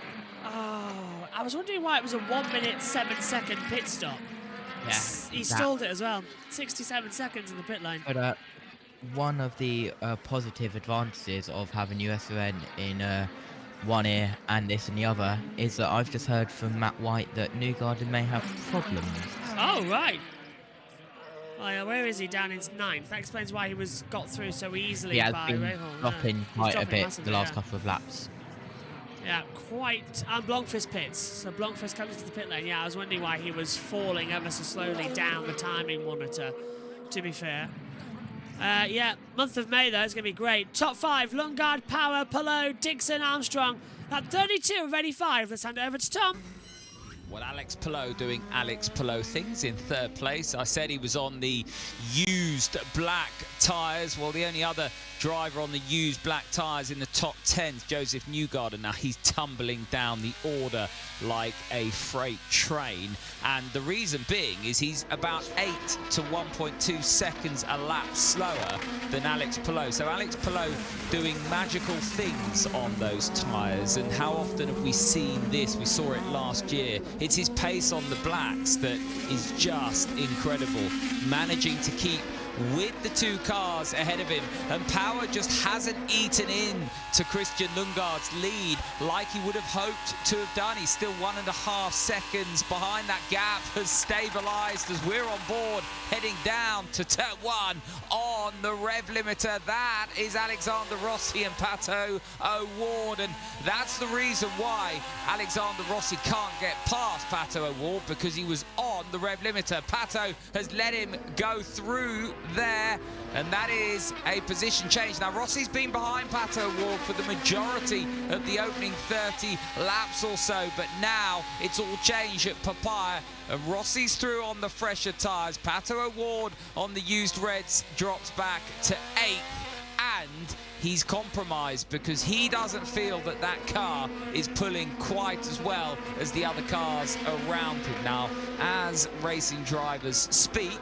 that's quite often the case when they are being passed by other cars. They don't think they're as quick in a straight line, but it can be a multitude of different reasons and or just a fiction in their imagination. On board with Linus Lundqvist now, who's another Chip Ganassi car inside the top 10. Top rookie, of course, and a top rookie comfortably now for Linus, and he's going to set his sights on Pato O'Ward, closing up to the back of... penalty.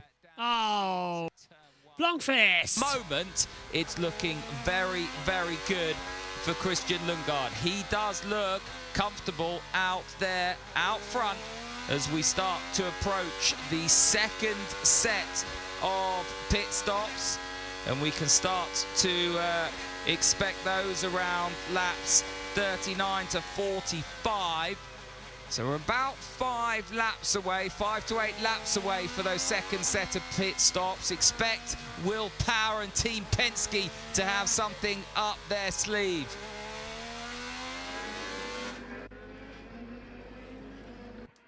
There's the famous IMS race control tower, the timing tower that's been updated over the last couple of years as well.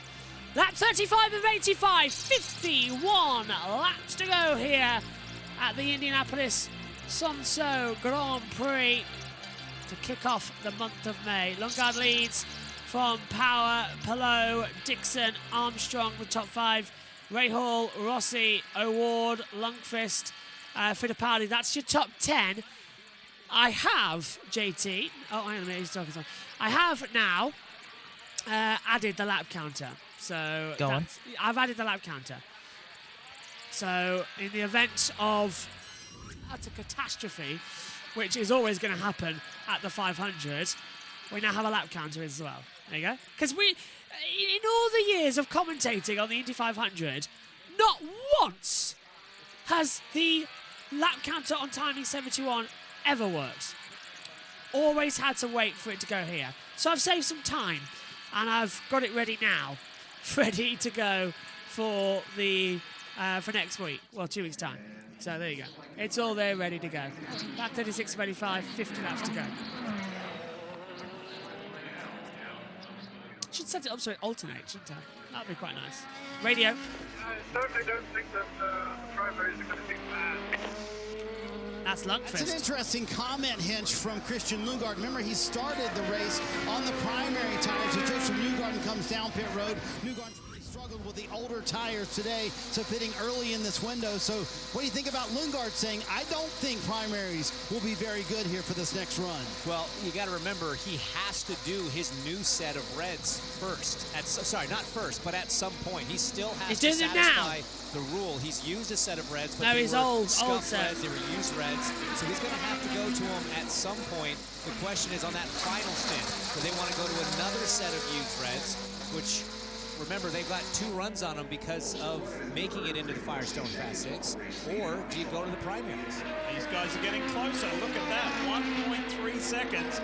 Power is starting to get closer to the Rahal, Linneman, Lanigan, Honda. Lundgaard crosses start-finish, turns at 112.2. Will Power at 112.1. Slightly quicker and further back, Alex Palou with a 12.0. So Palou of the leaders, Alex Palou the quickest that last time around. Yeah, kind of expected that, to be fair. US Red have done something funny because JT is laughing like crazy. What have they done?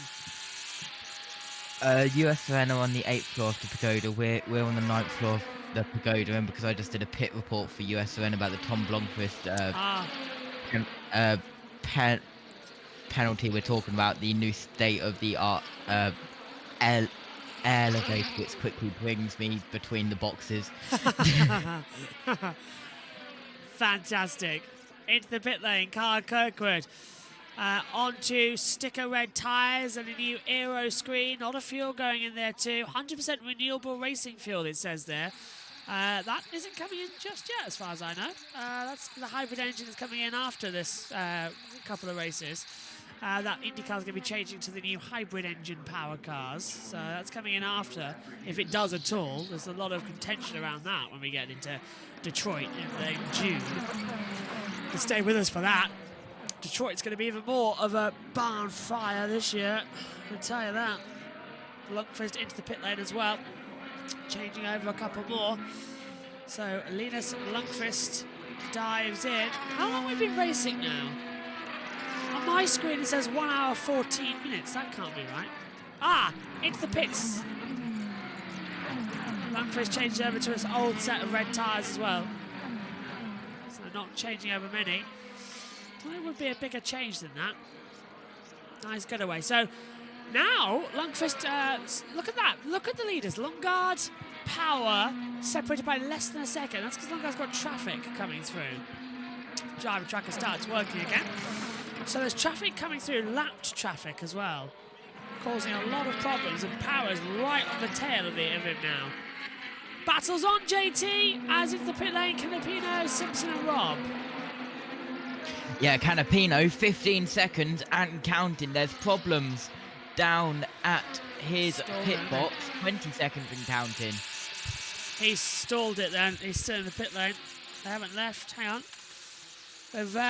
Now they've all left the pit lane together. So yeah, there was a problem definitely there. They didn't all come in together either. They came in separate across the timing boards. On board with Power. Sliding it around ever so crazily. Here's the battle for the 27 car further back as well. Trying to work it out. Oh. That's Carl Kirkwood in the battle with Rosenquist, Stingray, Rob Pocher. What do you got, JT? A certain person you may have heard of is representing Finland in Eurovision tonight. Kimi Räikkönen, Valtteri Bottas? Who? Valtteri Bottas. Valtteri's there, really? Valtteri is there representing Finland. Megan is going to shout crazy right now. I can already hear her. Power pits! That's crucial this early in the race. Power's down pit lane. Hood and Dave Faustino making the call to bring him down pit road before Christian Lundgaard. I think this one kind of caught everyone off guard. Talking to some Chevy engineers, they thought Power would stay out longer, but Faustino with a gutsy call here to bring Power down pit road before Christian Lundgaard, even though he was catching him. Let's see if this move enables them to be able to hop over Christian Lundgaard on the racetrack. Used alternate tires going on for Will Power.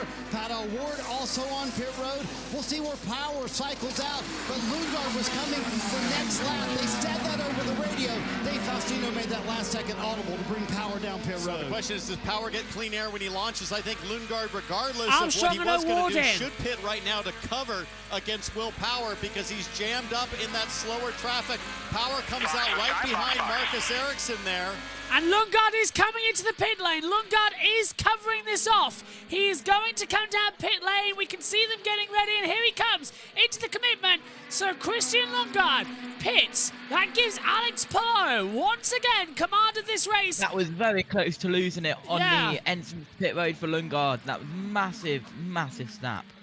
They've got to be careful now. Is Power quick on this outlap on the new red tyres? Let's head down pit lane as Palou Dixon takes the lead of the race. We're watching for Power. He's P10, but who's going to be the perfect 10? Can Lundgaard get out ahead or start closing him down? I do not think primary tires will be the move here, but that's what they're going to do, saving that set of sticker alternate tires for the last run of the race. Now the big key, where will the blend happen? A little bit of a A little bit of a stall leaving the pit stall here, Diff, but where's Power on the track? On the start line. Power's on the start line. This is going to be very, very close indeed. Down to turn 1. Lundgaard's going to come across the line, but he's going to cut the inside line in turn 1. He can go faster. Power's going to have to negotiate the first corner. They're side by side. Lundgaard's going to get on ahead. Can he do it? Yes, he can. Lundgaard jumps in. Oh, what a brilliant move. Rahal, Lilleman, Lanigan Racing have caught Power at their own game. Fantastic. And now Lundgaard's going to get his primary tyres up to temperature, while Power is already damaging his new sticker reds. Palou and Dixon pit to cover the same gambit. And there, on the inside, Power can't get ahead of Ericsson. Ericsson's peaking in the middle. Unbelievable racing. Ericsson is piggy in the middle here. Palou dives down pit lane as well. Kev, Lee. Alex Palou comes in. Second set of used alternates, the Reds. He's still got the Dixon sticker as set. well. That's what he'll be able to finish the race on. And now he's going to be racing those that have already stopped. So the question... Dixon, as you say, JT, is coming down the pit lane as well. So Dixon below, Rahal in. Rossi's going to take over at the lead of this race. But is it going to be a bigger lead change as they come across it down towards turn 1? That's the question. Rossi leads. I think Fittipaldi's up to second position. Then it's McLaughlin, Dixon, Palou in the top 5. Side by side to 1. But where does Palou come out? There is Lundgaard. Can he jump in with the line? No. Palou gets out ahead of Lundgaard. Palou on sticker reds. He's not up to temperature yet. He's on brand new tyres. Lundgaard's on faster tyres. And he's trying to get through for the lead of the race on that 42 of 85. We're halfway. Coming up in the Indianapolis Grand Prix. And the battle for the lead is electric. And I think Palou's jumped him here. Unless Lundgaard can do something really special. He's looking down Human Boulevard. Can't get a move done. Palou with the net lead of the race after that move and an incredible pit stop from the number 10 team. They do it again. Can the he? top 5 red tyres. What a race. Lundgaard's the only one on blacks at the moment. The black primary tyre. Timing 71, by the way, so slow to update compared to what we have up here in the commentary box that you're seeing on your screen that we can't see. So we're waiting for the timing screen to update on our side compared to the actual website, which is faster. How's that possible? Palou going defensive. Lock up, lock up, lock up, lock up, lock up. One, couldn't quite get... Lundgaard locked, and who locked up there? 2 cars ahead. I can't quite tell who locked up there. It was one of the Meyer Shank. Is it Grosjean? Makes sense if it was Grosjean, wouldn't it? He's on the lead lap. Yes. Grosjean is it's one of the Junkos and Meyer Shank cars that are in front of that battle there. So it could be Junkos Launch Racing, which is where Grosjean's ended up now. Oh, Rossi pits. I think he's entered too late. Big snap from Lundgaard. That's going to leave him vulnerable now, isn't it? To Ericsson and to Power. Rossi pits. That's going to give Fittipaldi the lead of this race. What drama we're having here. Look at that. Half the timing screen's working, half of it isn't. It can't make heads or tail of itself right now. Not all the drivers are registering. Their transponders getting glitched on the circuit. There goes Grosjean on the inside line. Grosjean makes the move. He was the one who locked up, and now he gets ahead. Can't work out of who, though, JT. That's not for position. That is Blomqvist. Yeah. So that's a lapped car getting in the way, but Palou has gotten through.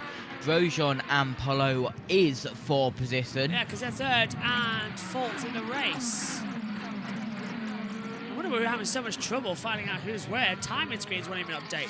Fittipaldi has come into the pit lane, by the way, as Ericsson leaves it for Andretti Global. Honestly, it'd be better having a calendar to time this timing screen rather than any mini sectors. Palou v Grosjean now. Fittipaldi, McLaughlin, Grosjean, Palou, Lundgaard, the top 5 here in the month of May, and it's heating up.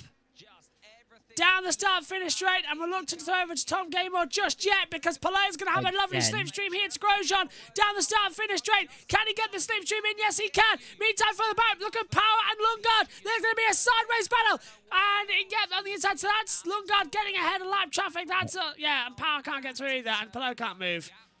They've done the top 5 graphic thing again because It's wrong, as soon as yeah. they showed Pietro Fittipaldi pits, so it was incorrect. And anyway, so well done, NBC.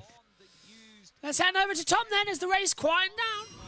No one else could do what he did on the used blacks during that stint. I mean, he blew Newgarden away in that stint. He was about 0.8 to 1.2 seconds a lap quicker than him, and that allowed him to stay in touch with the 2 cars ahead of him. Then he got a bit of luck when Lundgaard hit the traffic, and then of course Power dived in for the undercut. Lundgaard had to cover Power off, and all the while Alex Palou said, okay, I'm going to go for the overcut. I can stay out. I got nothing to lose. And he, well, with the help of his pit crew, came out, and the rest is history. So there's Alex Palou now leading this race, and then you've got Scott McLaughlin on the timing screens in second place. He's in pit lane, of course. Christian Lundgaard second on the road. Will Power third. What does the tyre strategy look like? Well, at the moment it's Alex Palou on the used reds, Christian Lundgaard on the used blacks, and Will Power on the used reds. Now, Will Power's used his best set of tyres, and both Alex Palou and Christian Lundgaard still have their best set of tyres to come on the final stint. So it's going to be a fascinating battle between the Chip Ganassi driver, the Rahal Letterman Lanigan racing driver, and of course Will Power. These coverage of INDYCAR.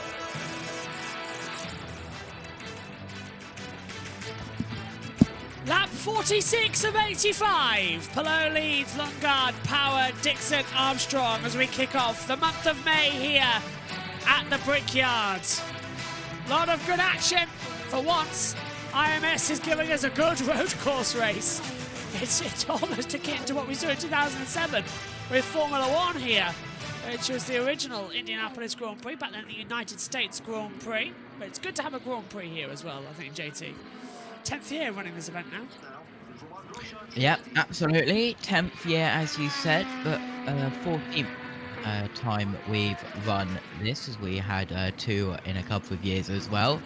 As Palou is out front by 1.9 seconds exactly at the last timing thing. And just having a look, that Lundgaard is the only driver in the top third of the field on the primary compound tyre. Yeah, let's not forget that in 2020 we actually ran here 3 times. Yeah. Yeah, we had the San Alonso Grand Prix and the Harvest Grand Prix 1 and 2 as a double header. Why, I still don't know. 3 road courses at the IMS road course. The forbidden coronavirus, maybe? I was begging for the merciful hand of death. After 3 races here. It was not fun. It felt like we were stuck at the Brickyard. It all happened so close together. The month of May became the month of August, and then everybody was like, oh, we're back here in September. Oh, we're back here, by the way, in October. It's like, just let it end! Let it end! I'm certainly glad that we're back to just having 1 Grand Prix here for the first time since 2019. Yeah. Month of May has passed. We're now on to the quarter of in Indianapolis. As here's a move of Power up the inside of, I believe that was Blomqvist, and a massive lock up from Blomqvist. And he's onto the. He's gone backwards at turn 4. That's what he's done. On the escape road. Straight onto the banking oval part of the track as well. Still can't believe that not once did F1 what USON says. Matt White, the Ross Chastain Memorial Escape Road. Of course, we're going to be here a lot more with IMS. We'll be here for the month of May, and then we're back here, of course, the Indianapolis 500 and the Brickyard 400 as well we'll be here for. And then, of course, on US terrain, we've got the 6 hours of Indianapolis with IMSA. When they come here, let's have a look. Thinking big picture. I'm just going to ride right now. I can't afford to use push to pass. Right, so that's Hertz just sort of backing off and riding. Yeah. So he's playing the chill game with 13.7 laps to go.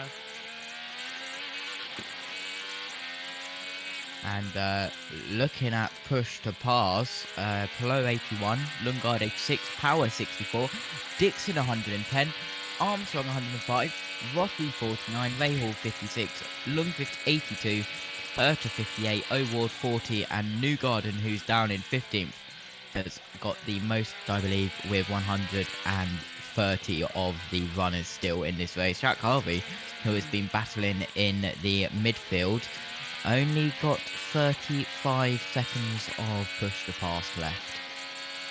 Look at this. Absolute insanity right now from Colton Herta. Up in 9th position. Chases down Lundqvist. Hand over fist at the moment. Great stuff. And Jackson Lambrose actually just texted in as well, saying great stuff from Herta. So, yeah. That's on the Grid Network chat. Probably pushing it together. Herta is delivering. Started this race 24th. Here's the radio. Rob Edwards saying, hey, we like how you're thinking. Yeah, so Rob Edwards from England saying to Herta, good job, keep going. Top 5, Pelot, Lundgaard, Power, Dixon, Armstrong. Lap 50 of 85 here at the Indianapolis Grand Prix. Let's hand it over to Tom. Yeah, fascinating stuff here at the Speedway. About 10 more laps to go until the final set of stops. Christian Lundgaard unable to match Alex Pelot at this stage. To be honest with you, on the used blacks, Christian Lundgaard's been fairly quick. Maybe not quite as quick as Alex Pelot was in the previous stint, but a chunk quicker than anybody else, especially Joseph Newgarden. But it's been Alex Pelot who's just dropped the hammer on those used reds and was sort of mid-11s for a while there. That's why the gaps open up to about 3 seconds. Will Power 4.5 off of the lead now, and it's very much looking like this is an Alex Pelot race at this stage, but anything can happen, and it's INDYCAR. So let's take that with a pinch of salt. Thank you to everyone who's getting in touch on X and Twitter at Tom Gaymore, GAYMOR. Use the Sky INDYCAR hashtag. One or two of you pointing out my tweet about Alex Pelot doing the double in May. Did I put money on it? No, I didn't. Andrew has got in touch saying, when do INDYCAR use the hybrid powertrains? Well, no confirmation yet, but we think it may be mid-Ohio, if at all. That's what the rumours point towards as we see Linus Lundqvist on track ahead of Colton Herta. Still the top rookie, Linus Lundqvist, and we've seen a couple of the other rookies in trouble here today. But Lundqvist, off the back of his podium last time out, his best INDYCAR result, going very nicely indeed in that Chip Ganassi Honda. And of course, he's got his teammates Marcus Armstrong, Scott Dixon and Alex Pelot ahead of him. It's turning out to be a very good day for Chip Ganassi. They look very strong on the road courses. They were strong at Barber, of course, strong at Thermal, and at the moment looking very good here at Indianapolis. So we ride on board with Christian Lundgaard, and he'll be really frustrated to see that DHL machine of Alex Pelot just starting to creep away in the distance. Sizable gap now.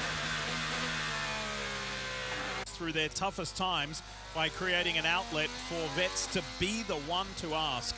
Listen and reach out for help, and you can learn more at www.betheone.org. That came out of nowhere. 33 laps to go. As he comes. Okay, it was braking. I was wondering why we were hearing the onboard there for longer. I was so out of sync. I was a bit worried, actually, thinking that there was a problem. But everything seems to be okay.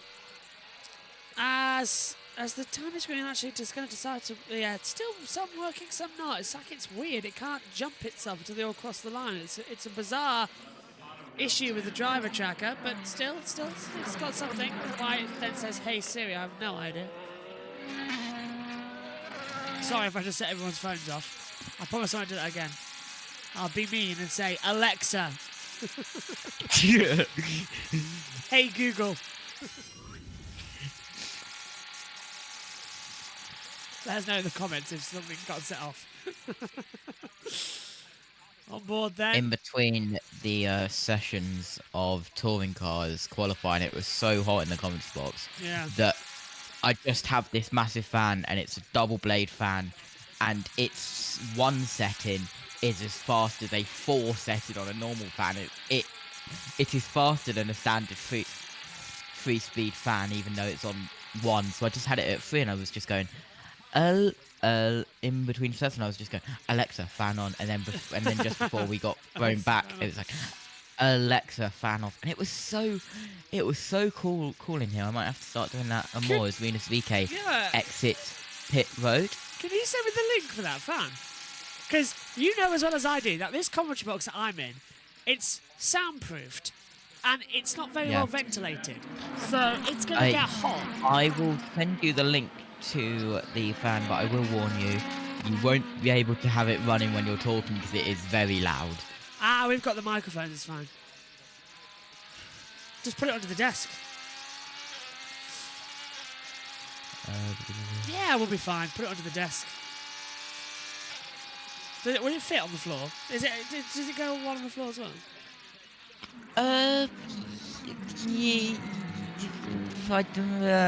It wouldn't fit under my desk. I still remember when Ian Burge came into the comment box. I think either last year or the year before, when my fan was on the floor, giant double blade fan, just sat in the chair in the middle of summer. I thought, I haven't been so cool in weeks, because he was just blowing on his legs. He sat in the chair as well.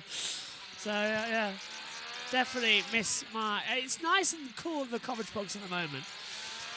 Guaranteed, though, by the time we get to July and August, it's not going to be. And also, I am so tired that I can barely keep my eyes open, which isn't great for my job. Oh. But yeah, I slept about 2 hours last night. Not great, I know. Oh. Physically did not want to get up. If you're wondering why this morning's Formula E was taken by mainly the world feed, I could not be bothered. That's going to be the same tomorrow morning, everyone. Go on. I hate to be that guy, but the fan that team radio. Do not have more pace. Nothing. No pace. No pace. No pace. Okay, so the fan which I have that we got second hand from one of my dad's workmate is a 2004 fan, and it is classified as rare. So unfortunately, you can't get it anymore. What is it though? A double-bladed fan? Yes, it's a Bionaire 2 Cool. Okay, I'll find a double-bladed fan and get one. Right, let me hold up. Shopping with JT and JB. Everyone's watching Eurovision. That's the problem. What was that? The fan. That is how loud the fan is, but I don't have any noise suppressor on, so I don't know how it is. You don't have a windshield either. Oh. He's got to go do his other job now at USRN. So if you're wondering where he's off to in such a hurry, Santina Fridge is coming to the pit lane as well.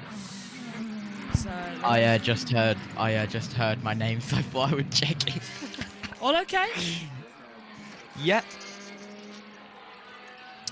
Lap 57 of 85. Guess what though, JT? We're going to Tom. Another advert. Yeah. laps, we think, until the pit window. There is Alex Palou, and that's the car bottoming out, not plumes of smoke coming out the back. Ferrucci's out! Ferrucci's out of the race! Santino Ferrucci's out of the race, I think! Ferrucci, who's in with his AJ Foyt machine. Of course, they've got the technical alliance New steering wheel having to be recalibrated there. Off the back of his best finish on a road course for AJ Foyt last time out at Barber with a 7th place. But he's not going to better that here because he is out of the car. So he'll be hoping for better luck come the Indy 500. A bit of trivia for you. Do you know who has the best average finish out of all of the drivers on the entry list for the Indy 500? It is, in fact, Santino Ferrucci in that 6th place, and he's always up there. Actually, having a closer look at that car, there is a bit of smoke coming out the back of Palou's car because there's no reason why it should be bottoming out there, but it could have been where you join the speedway, the banking from the road course. But let's just keep a closer eye on that as we keep Santino Ferrucci in our sight. So this is Christian Lundgaard. Now, is that Alex Palou up front going into turn 1? That is Alex Palou. So the Juncos Hollinger car is the car immediately ahead of us, I think that is. But at the moment, no issues for Alex Palou on the timing screen. Last time around, he was just a 10th or 2 shy of Christian Lundgaard, and the reason is he's just caught the back of Stingray Rob's car. But there is a few puffs of smoke coming out of that car, and we didn't see that earlier. So let's keep an eye on Alex Palou. Don't forget, we've already seen 2 Hondas go pop this weekend. Honda have brought an upgrade to the Indianapolis Motor Speedway for the major event in a couple of weeks. So is that car bottoming, or is that a little bit of white smoke puffing out the back of Alex Palou's machine? At the moment, the gap's still around 3 seconds and no major concerns, but definitely something to keep an eye on.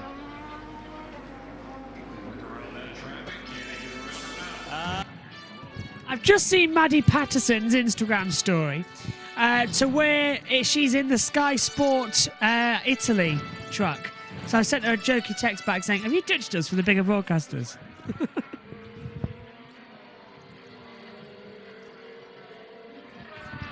9 times out of 10 though, it'll be fine. I'll get a text back from her in a minute saying like, yes, or something like that, with laughy face emojis.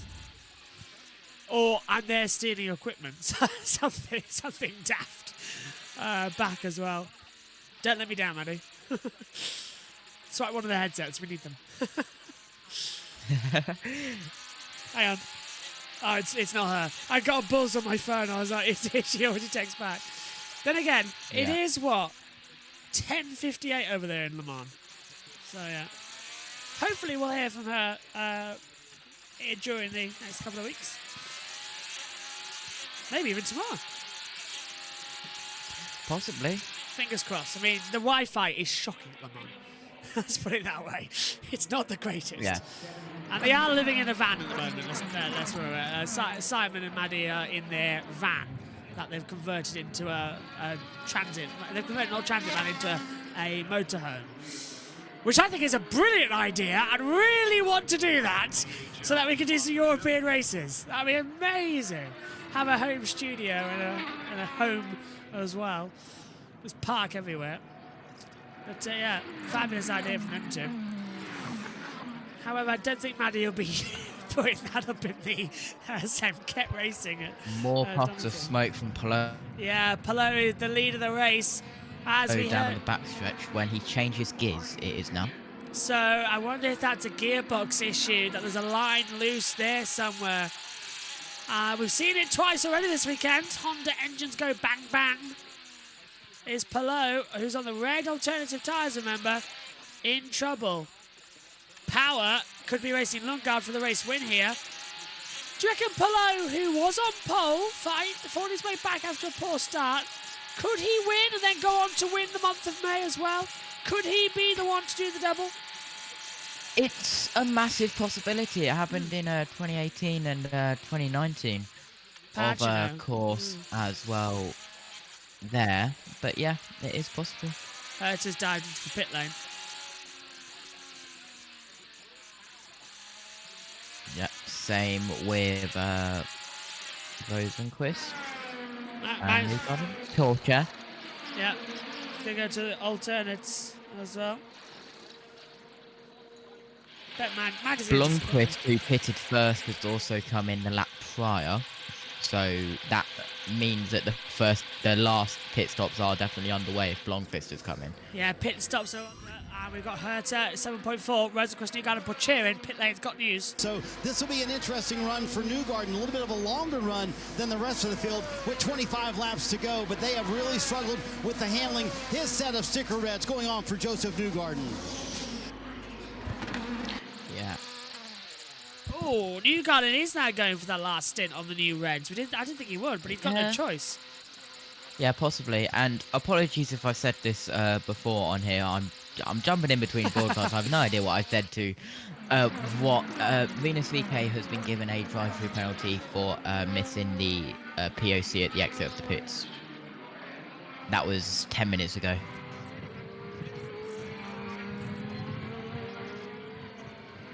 So that's the second drive-through of the day for that reason. And Pelot, even though there's a few puffs of smokes from the back of that number 10 car, his gap has increased by a couple of seconds, so to 5.3 seconds. Here's the 30th Fittipaldi, go on. Ferrucci is officially out of the race. He's been retired. Yes. Yeah, so Fittipaldi 8.3 second stop. New set of red alternatives. Kirkwood still going, 7.9 for Kirkwood, Simpson 8.5. And into the pit lane comes Lundgaard and Power. Right, and Power nearly in. They're on entry. And Pelot's in too. They're all in. They're all in. They're all in. The top four dive down pit road. Hey, Kevin Lee. Kevin Lee's got news. Alex Pelot is going to have to go around the arrow McLaren team's Alexander Rossi's tires, but they move out the front, so he does get a better angle in, and he is one of those 4 of the 5 in the top 5 have their sticker set of alternates. Front wing change, race on pit road, final stop, Marty. All pitting here on the same lap. They asked Christian Lundgaard to pit.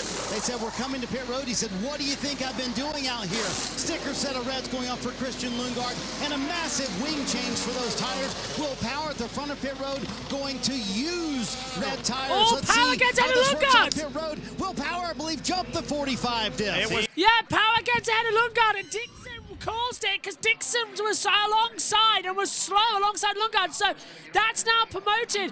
Well, Armstrong's yet to stop again, remember, but the lead of the race, I now believe, JT, will go to Pelot still. He's got the rest of everybody. Yeah, absolutely. Lundqvist is 25 seconds and counting in pit road. Yeah. Yeah, look, what's happened to Linus Lundqvist? He's 33, 34, 34.3, he stalled it. No, 37, 38, 39, he's still going. Something's really wrong with Linus Lundqvist in pit lane right now. Armstrong's diving in, so Stingray Rob. So they are changing positions now in this race. A minute in the pit lane, not good for Lundqvist. We'll keep an eye on that. McLaughlin takes the lead and is yet to stop in this race. Let's take a look. And here's a replay of Lundgaard's pit stop. Slow on the fuel. Tyres, rear left is okay. Rear right has problems, look. Oh, yeah. And then just slow. Slow, get away. There's Dixon coming out as well. Or is it just... Is it the camera going under the grandstands? But it's getting dark on the front stretch. It's getting a little bit darker. There's a couple of clouds around, but it's sunny. It shouldn't really be any rain. But there is a little bit of cover, isn't there, across the pit lane entry? Is looking at Linus Lundqvist has left the pits. He's now last though. He's 24th and last of the lead runners because VK and Blomqvist now directly behind, closing in. So lap 64 of 85, 22 laps to go here at the Indianapolis Grand Prix. McLaughlin leads this race. Palou, Hey, look, Power, another Lundqvist, advert. Dixon. Yep, knew that was coming. Let's cross over then once again to Tom Gaymore. Palou has double the amount of push to pass compared to his competitors, Will Power and Christian Lundgaard. The only driver in and amongst it with a similar amount, Scott Dixon. Now, Scott Dixon is right behind Christian Lundgaard. We ride on board now, and he will be absolutely livid. First, he gets jumped. Just listen to Christian Lundgaard there. First, he gets jumped by Palou, and then in the last stop, it was Will Power, the turn of Team Penske, to get the jump. And, you know, you had to feel for Christian Lundgaard, had to go round Will Power, and he had a big swapper there. As he survived that, that was a big moment through the chicane. Hasn't lost too much in the way of time, but now Will Power is in second place. He's seen off Christian Lundgaard. He's got about 4 seconds between him and Alex Palou. So the gap has come down ever so slightly. And the tyres, they are on for Alex Palou. It's sticker reds. Will Power, of course, on the used reds. And Scotty Christian Mackin. Lundgaard on the sticker reds. So Scott Dixon. So the only driver slightly compromised, Will Power. Caution! Caution's out, JT! Something's happened! Caution's out! So why has the yellow flag come out? It's there! Who's that? It's the 51, is it? So, I can't quite tell this angle of the camera. Yellow flag has come out. Oh, Matthew Owens. Has he Literally called it? 10 seconds ago said caution free. Oh, Matthew! I thought it was me. It's not. So, is it the 41? And has that helped Scotty Mack? Well, there's McLaughlin going to get out ahead, crucially, of Palou as well. It could really benefit him. We're going to head back now, stateside. It's going to be Lee Diffie, T-Bell and Hinch, who are going to talk you through to the checkered. Luca Giotto has stopped on lap 66 of 85 with 20 laps to go. We have gone to our first full course caution of the night here at the Indianapolis Motor Speedway. And the Dale Coyne Racing driver is stuck in gear, it almost looks like, JT. Eddie says, yeah, I'm looking out my front window here. There's clouds over the track, but no rain, says Eddie. Thank you, Eddie, who's located just round the corner from IMS, who's watching and listening in. Makes it's honestly very much appreciated, Ed. Thank you very much to join us. Hello, Omi. And Giotto. Giotto. Oh. Sorry to say about that. First caution of the night. Oh. I hope he hasn't stalled it. If he can restart that, that'd be very embarrassing. I hope there's a problem. Let's take a look. So what's Luca Giotto done? And he's going to get on the grass. Oh, he spun it. He spun it on the grass and he stalled the engine. So he'll be able to restart and get going again. Literally, there's nothing wrong with Giotto's car. Just stalled. Giotto, the car should work. You aren't in F2 anymore. Yeah. And he's kept the engine going, and I think he's restarted. I'm not seeing anyone stationary on my driver tracker. He's going again. Giotto has restarted. There is literally no need for that caution as well if he just kept the engine going. Oh, well, at least it'll be quick. I've sort of started to fear safety cars. You know where they come in NASCAR and INDYCAR. They take forever to go back to green flag running. It's not like in Formula 1 we'll just go, okay, safety car on the end of this lap. No. 10 minutes later, you're waiting for the procedure to end. I remember the final race last year of INDYCAR. Yeah. That just kept having safety cars. Jackson says in the Grid Network chat, oh, we got a race, guys. We do? Let's head down to Santino Ferrucci. He's out of the race. He's with Kevin Lee. Yeah, you know, obviously right from the start, right when we were in pit lane, we had a brake bias cable failure. So we started already rearwards, and we ended up being about 7-8% more rearwards by the time we got here. So it kind of killed our braking. But we started to develop a mechanical issue throughout the run that they saw on the data, and we thought it was best to retire the car. We don't want to hurt anything. Obviously, going into the speedway, so it's just unfortunate, you know. we could be in pretty good shape today, but it is what it is. Hey, right on cue, you and Romain Grosjean found each other in the early portion of the race. What was going on there? What's your side of it? Yeah, he's on the outside. I mean, honestly, anybody would be in the same position here. He did pass me clean earlier, so that's totally fine. Later in the race, he passed me into 7, and I gave him space, so back to normal racing. But I mean, that would be for anybody, whether I'm on the outside, inside, like, that's just how we race. Thank you. Santino Ferrucci ready for the Indy 500, where he finished 3rd last year, Marty. And Kevin, a new game up front with 18 to go and a new shot for Will Power. Dave Faustino just told him this is our chance here. He's sitting right behind Alex Palou. So Hinch, what kind of restart does Power need to pull off here to be able to maybe pass the 10 car and steal a win here at Indy? A better one than the guy in front, but it's a tough thing to ask. It's a tall order. You've got the 2-time and defending champion Palou, who's going to lead the field. What I'm looking at is push to pass. The restart is obviously the best chance, and then once we come around right here on the alt-start finish line, everyone gets pushed to pass, but Palou has more than double what Power and Lundgaard have at the moment. It's going to be that type of weekend. Stand by for the restart action here on the IMS. Palou, Power, Lundgaard, Dixon. Once again, we are going racing. The top 4 rejigs as they come out of the last corner.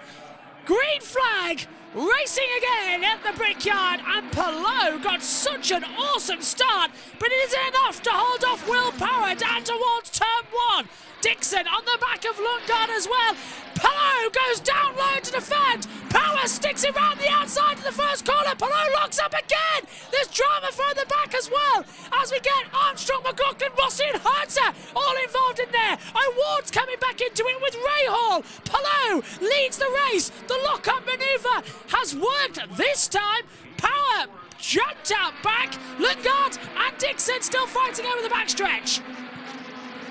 Yeah, absolutely. We were 3 wide going into turn 1 in the midfield as well. Here's Dixon going to look up the inside of Lundgaard. Colton Herdrop on the inside of Rossi gets that move done. Stingray Rob, who is a lap down, is also getting involved. Everyone trying to come through back on the inside. Hertz has lost another position, but he's going to fight back on the inside as well. Rossi darting left and right, but Hertz over the alternative start-finish line towards the chicane will have the position back. Rossi dives back on the inside line. Coming back round the outside is for Tapaldi as well, and that's the 41 coming into it, so he's out of the position there.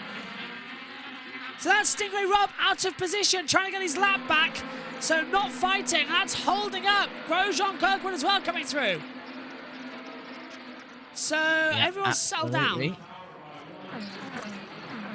Lap traffic's a mess, go on. Oh, McLaren side by side. Hitting debris, 3 wide. Look at that onto the pit wall. Yeah, that was almost a big one. And what on earth is going on here as drivers go left and right? Now, who was that who got involved? Was that Newgarden getting in there? To quote Matthew Owens, and there's Christian Rasmussen, who's gone to Narnia. Rasmussen straight on, second star to the right, and he's straight on till morning. 3 wide. And there's Grosjean dive bombing. Yeah, Grosjean doing Grosjean things, letting the door open as well for the 8, and to come back through with Linus Lundqvist. Grosjean gets ahead of O'Ward for 12th. Kiffin Simpson back up to 15th place. Lundqvist trying to get his lap back though. Only under caution for 4 minutes, not too bad. Go on, GT. I mean, for INDYCAR, that's pretty good. I think we can. What are we going to see a replay of?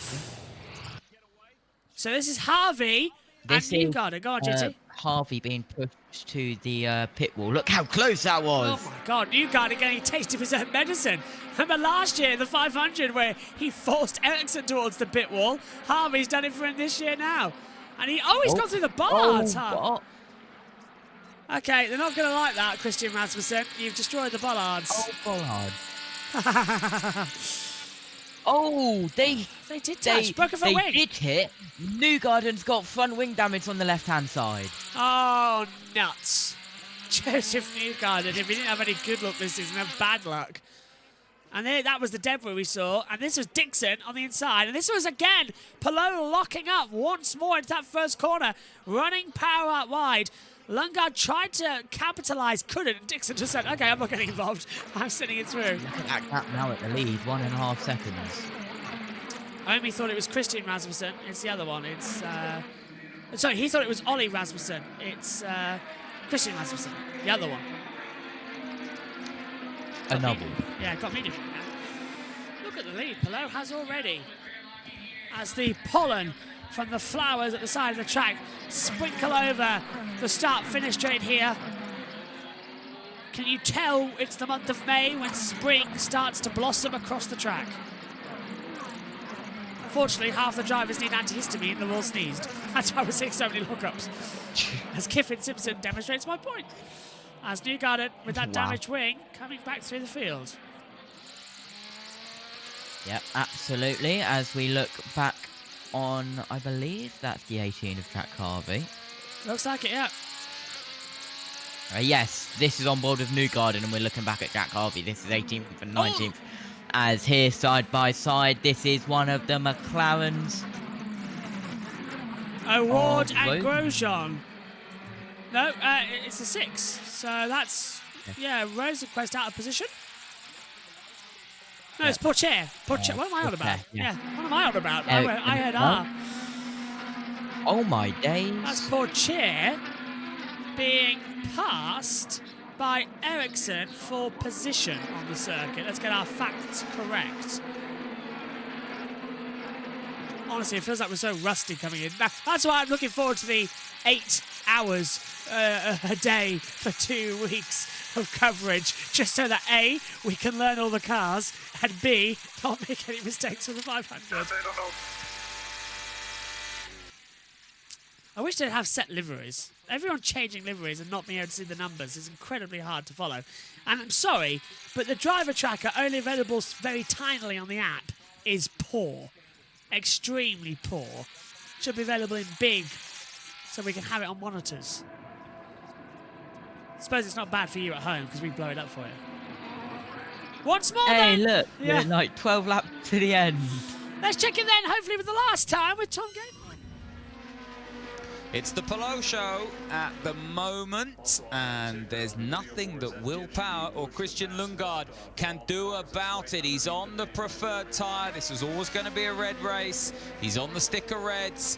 He's seen off that restart. That was proper knees and elbows out stuff, wasn't it? Typical INDYCAR restart that. You got to fight for every inch of traffic, tarmac in and amongst the traffic. And when I last left you, it was a big question mark as to whether or not that caution had helped Scotty Mack, the thirsty threes. It's massively helped the New Zealander, and the margins around that were just so slight. So had he just stayed out a bit longer, he would have filtered all the way down, but it was perfect timing. He was in pit lane, and that's what allowed Scotty Mack to leapfrog all of the cars ahead of him. And as I always say, it's so often a game of snakes and ladders, and for Scotty Mack there, he's definitely landed on a ladder. One of the drivers, interestingly, who disappeared out of contention in that last pit stop window was Linus Lundqvist. I'm not entirely sure what has happened to him, but he dropped all the way down the order, so he definitely landed on a snake, and that's a shame for Linus Lundqvist, because that was a really good stint from him in the opening 3 or so stints that he had in the top 10.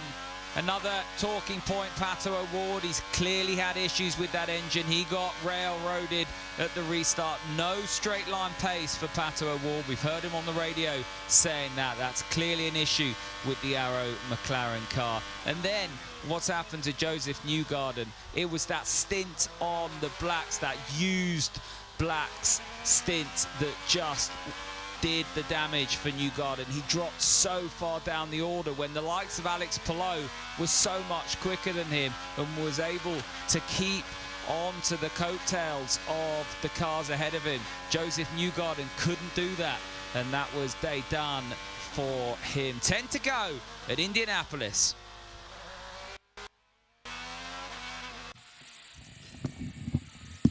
Are you set? The next 10 laps are going to be exciting. Below his engine hold the mark as it comes through as well. I've just been sent a text message by someone who works in the touring car paddock, and it's quite an interesting one actually to come through. I'll tell you what off here, guys. All right, okay, coming through. So it's just so funny. That's unprofessional. This is questionable, Josh. Yeah. From the stewards. What's happened? About what happened with the Newgard and Harvey incident. What did they say? No further action. Right, that's a surprise. So I thought they might penalise Harvey like crazy. Radio messages. Fight! We're with you, man. I understand. Keep pushing hard And that. Rossi saying I can't fight. Everyone's on garage. Why would we go Prime? Who are the only idiots on Prime? Oh, it's Pato Award then. Pato, there's a lot in there from Pato, isn't there, Hinch? I mean, Pato doesn't like the fact that he's gone to Primes, considering that everybody else, bar Venus VK, have on alternatives. What have McLaren done? I was just about to mention that as we came back from break. I already mentioned it on USON, but yeah, Ward definitely not happy with 9 laps to go. He is currently down in 13th. And Polo out in front with nearly a 3-second lead, 2.9 second lead currently, as we go across the line with Colton Herter up towards turn 1, who's in 7th. Am I a fan of ad breaks? No. Am I a fan of letting Tom Gamemore do some little bits of talking so that we can all get a rest of a very busy weekend? Yes, I am. That's something. Am I happy that Tom Gamemore is speaking so that I can hang out with the USON guys, which I don't normally do? Yes, we are. It's pretty much how we like it. Plus, other members of the team away this weekend as well. I believe Jess is in a vacation. Nice for some, isn't it? And then Jackson is at Laguna. Yeah. Jackson won't be with us for the 500 race day. He's graduating. So it's a big day for him as well. But he'll be on our coverage of the practices as well. And, of course, Matthew Owens with us for qualifying. I presume you're going to be there, JT?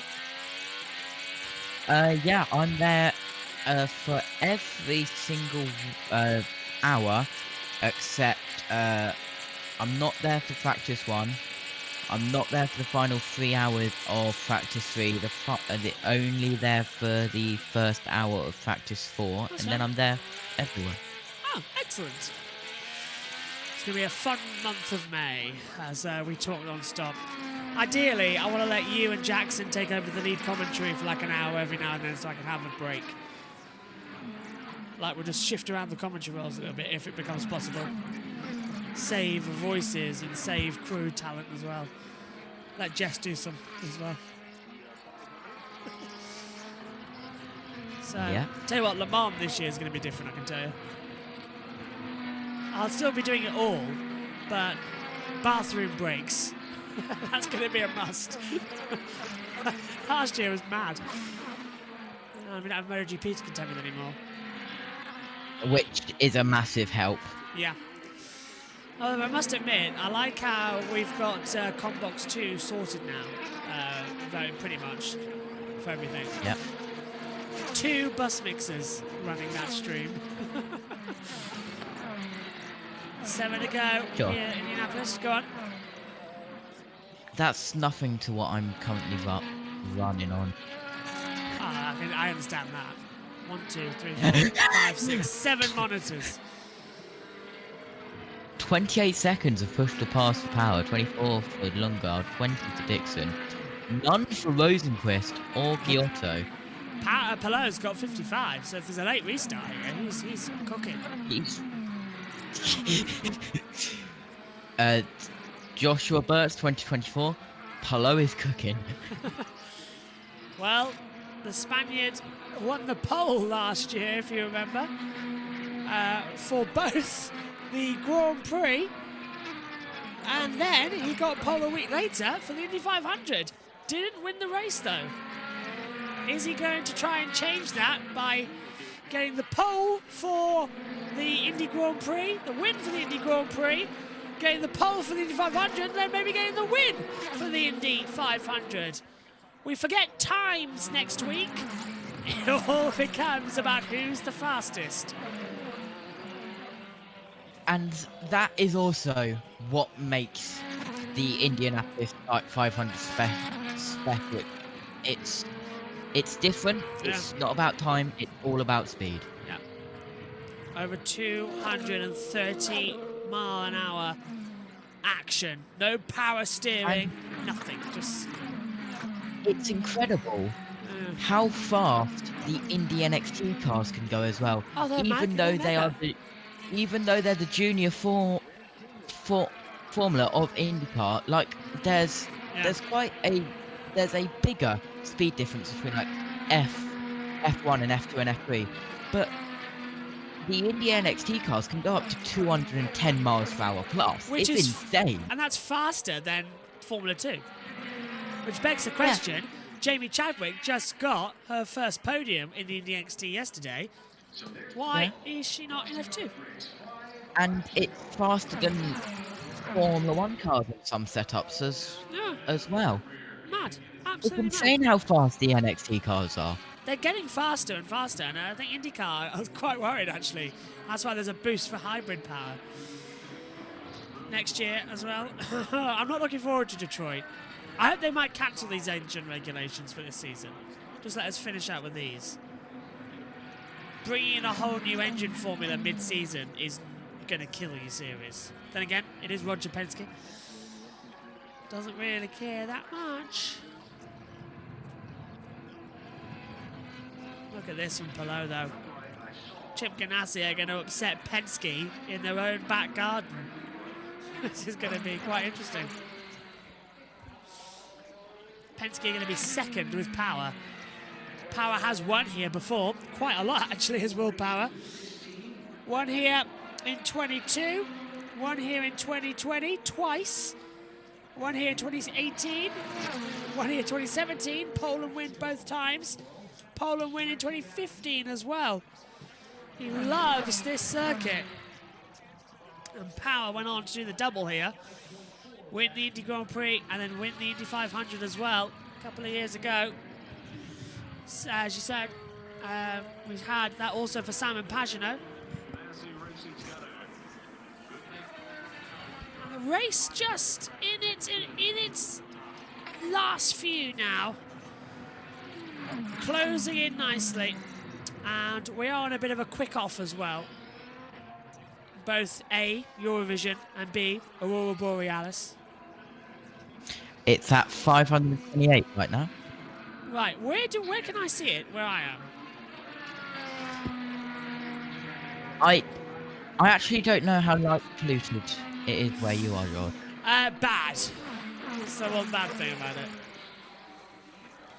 Maybe we should all go to the beach. Yeah, actually, yeah, that's a good idea.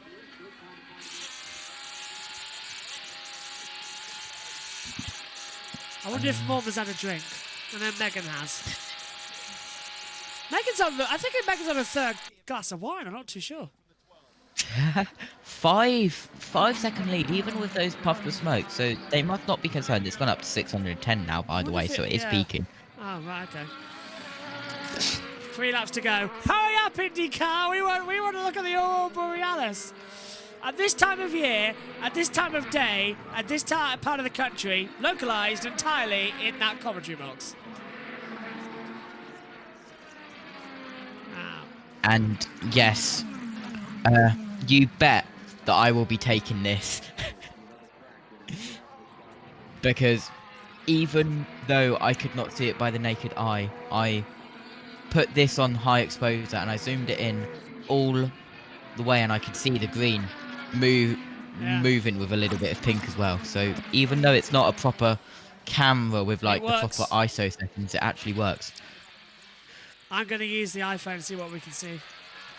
Well, iPhone 11, isn't it? Pro Max, yeah. Pro Max, which has the night mode, doesn't it, with 3-second exposure? It does, yeah. Which means you're fine. Hey, right, okay. I'm going to get some good photos. Josh. Yeah. It's night mode, 3-second exposure. If nothing on there, try 10-second exposure, and you'll get something. Excellent. If it's high. Thank you, JT. So just point it up to the sky. North, yeah. Which way's north? We had this discussion. Don't worry, I've got a compass. Towards the river. Oh, that's easy for me. There's a river right at the end of my street. Perfect. One advantage in living near a field. One disadvantage, wildlife. I saw a deer the other day. Yeah. It was so it was so strong yesterday that no matter where you looked, if it was northeast, southwest, you could see it. Yeah. So it doesn't really matter. Anyway, we are heading towards the white flag in the air for the Indianapolis Grand Prix. 5.3 second lead is the gap. How on earth Pillow has managed this, I will never understand. That has been a recovery drive as well. And I wonder if Dixon's going to hold up to Armstrong here. Go on. I am 2 for 3 for pickup winner. You are 2 for 3. Not bad. And we've got another Berlin Prix tomorrow. And MotoGP. And 3 touring car races. And Darlington. Yes, unfortunately, touring cars isn't on pickup winner. Not yet, anyway. If I keep going, however, they might have to put it on. Look at that. Dixon's really having to defend from Armstrong coming down Human Boulevard. Can't get anything down there into the braking zone. Past the golf course. Alex Palou started on pole position, lost the lead to Lundgaard, dropped back to 9th at one point in this race. Fought back despite smoke worries and lockouts and restarts. Pole position turns into victory. He kickstarts the month of May with the double.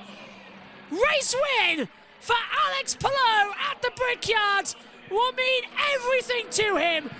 Willpower finishes in 2nd and Christian Lundgaard is 3rd. 4th for Scott Dixon. Marcus Armstrong is 5th. Scott McLaughlin 6th. Colton Herter is 7th.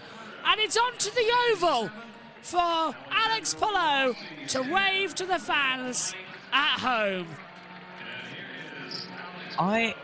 Wow, what an incredible and burnout for Alex Palou. He's happy boy. There is no way that you and Matthew Owens at the exact same time said converted pole to victory, then read out the top 6 in the exact same order at the exact same time. How? We work together too much. And Alex Palou now doing what we see in NASCAR, driving the wrong way on the oval. Nice to see, actually. Do it more. Yeah, he's got lost now. Oh, I thought he was going to hit the back of the truck there. Alex Palou wins here at Indianapolis. JT, we'll run through because of Aurora Borealis. What did you make of that race? It was a cracking race. Yeah. It was a really, really good race. And, well, Alex Palou, even if he had some puffs of smoke out of when he changed gears down the back straight, it did not matter for Alex Palou. We'll have to see if that turns into anything in the tech. Hopefully, let's not. As he goes through the chicane now, Alex Palou, will he convert it to an Indianapolis 500 win on the 26th of May? Omi's down the pits. Omi, if you want to say, what did you make of Indianapolis Grand Prix and looking ahead to the month of May? Definitely a very exciting Grand Prix, a lot of chaos, a lot of action, and yes, cannot wait for the month of May. It's got underway very nicely. Let's see how the rest of the month goes, but it's going to be busy from here. Thanks, guys, for your company. Let's read out the results quickly as well. Alex Palou is victorious from Will Power, Christian Longard, Scott Dixon, Marcus Armstrong, Scott McLaughlin, Colton Herter, Alexander Rossi, Graham Rahal and Felix Rosenquist, the top 10. From Carl Kirkwood, Roman Grosjean, Pato Award, Pietro Fittipaldi, Kiffin Simpson, Marcus Ericsson, Theo Portier, Joseph Newgarden, Jack Harvey, Christian Rasmussen, Augustin Canapino, Stingray Rob, Tom Blomqvist, Linus Lundqvist, Luca Giotto, Venus VK, and the only retirement from the race, Santino Ferrucci. Well, all done and dusted. My thanks to Amy, my thanks to JT as well. We'll be back for all of the action from the Indy 500 starting on Tuesday with opening practice. Tomorrow, though, all eyes are on every other race series. We'll see you for the action soon. Take care. Good night to you all.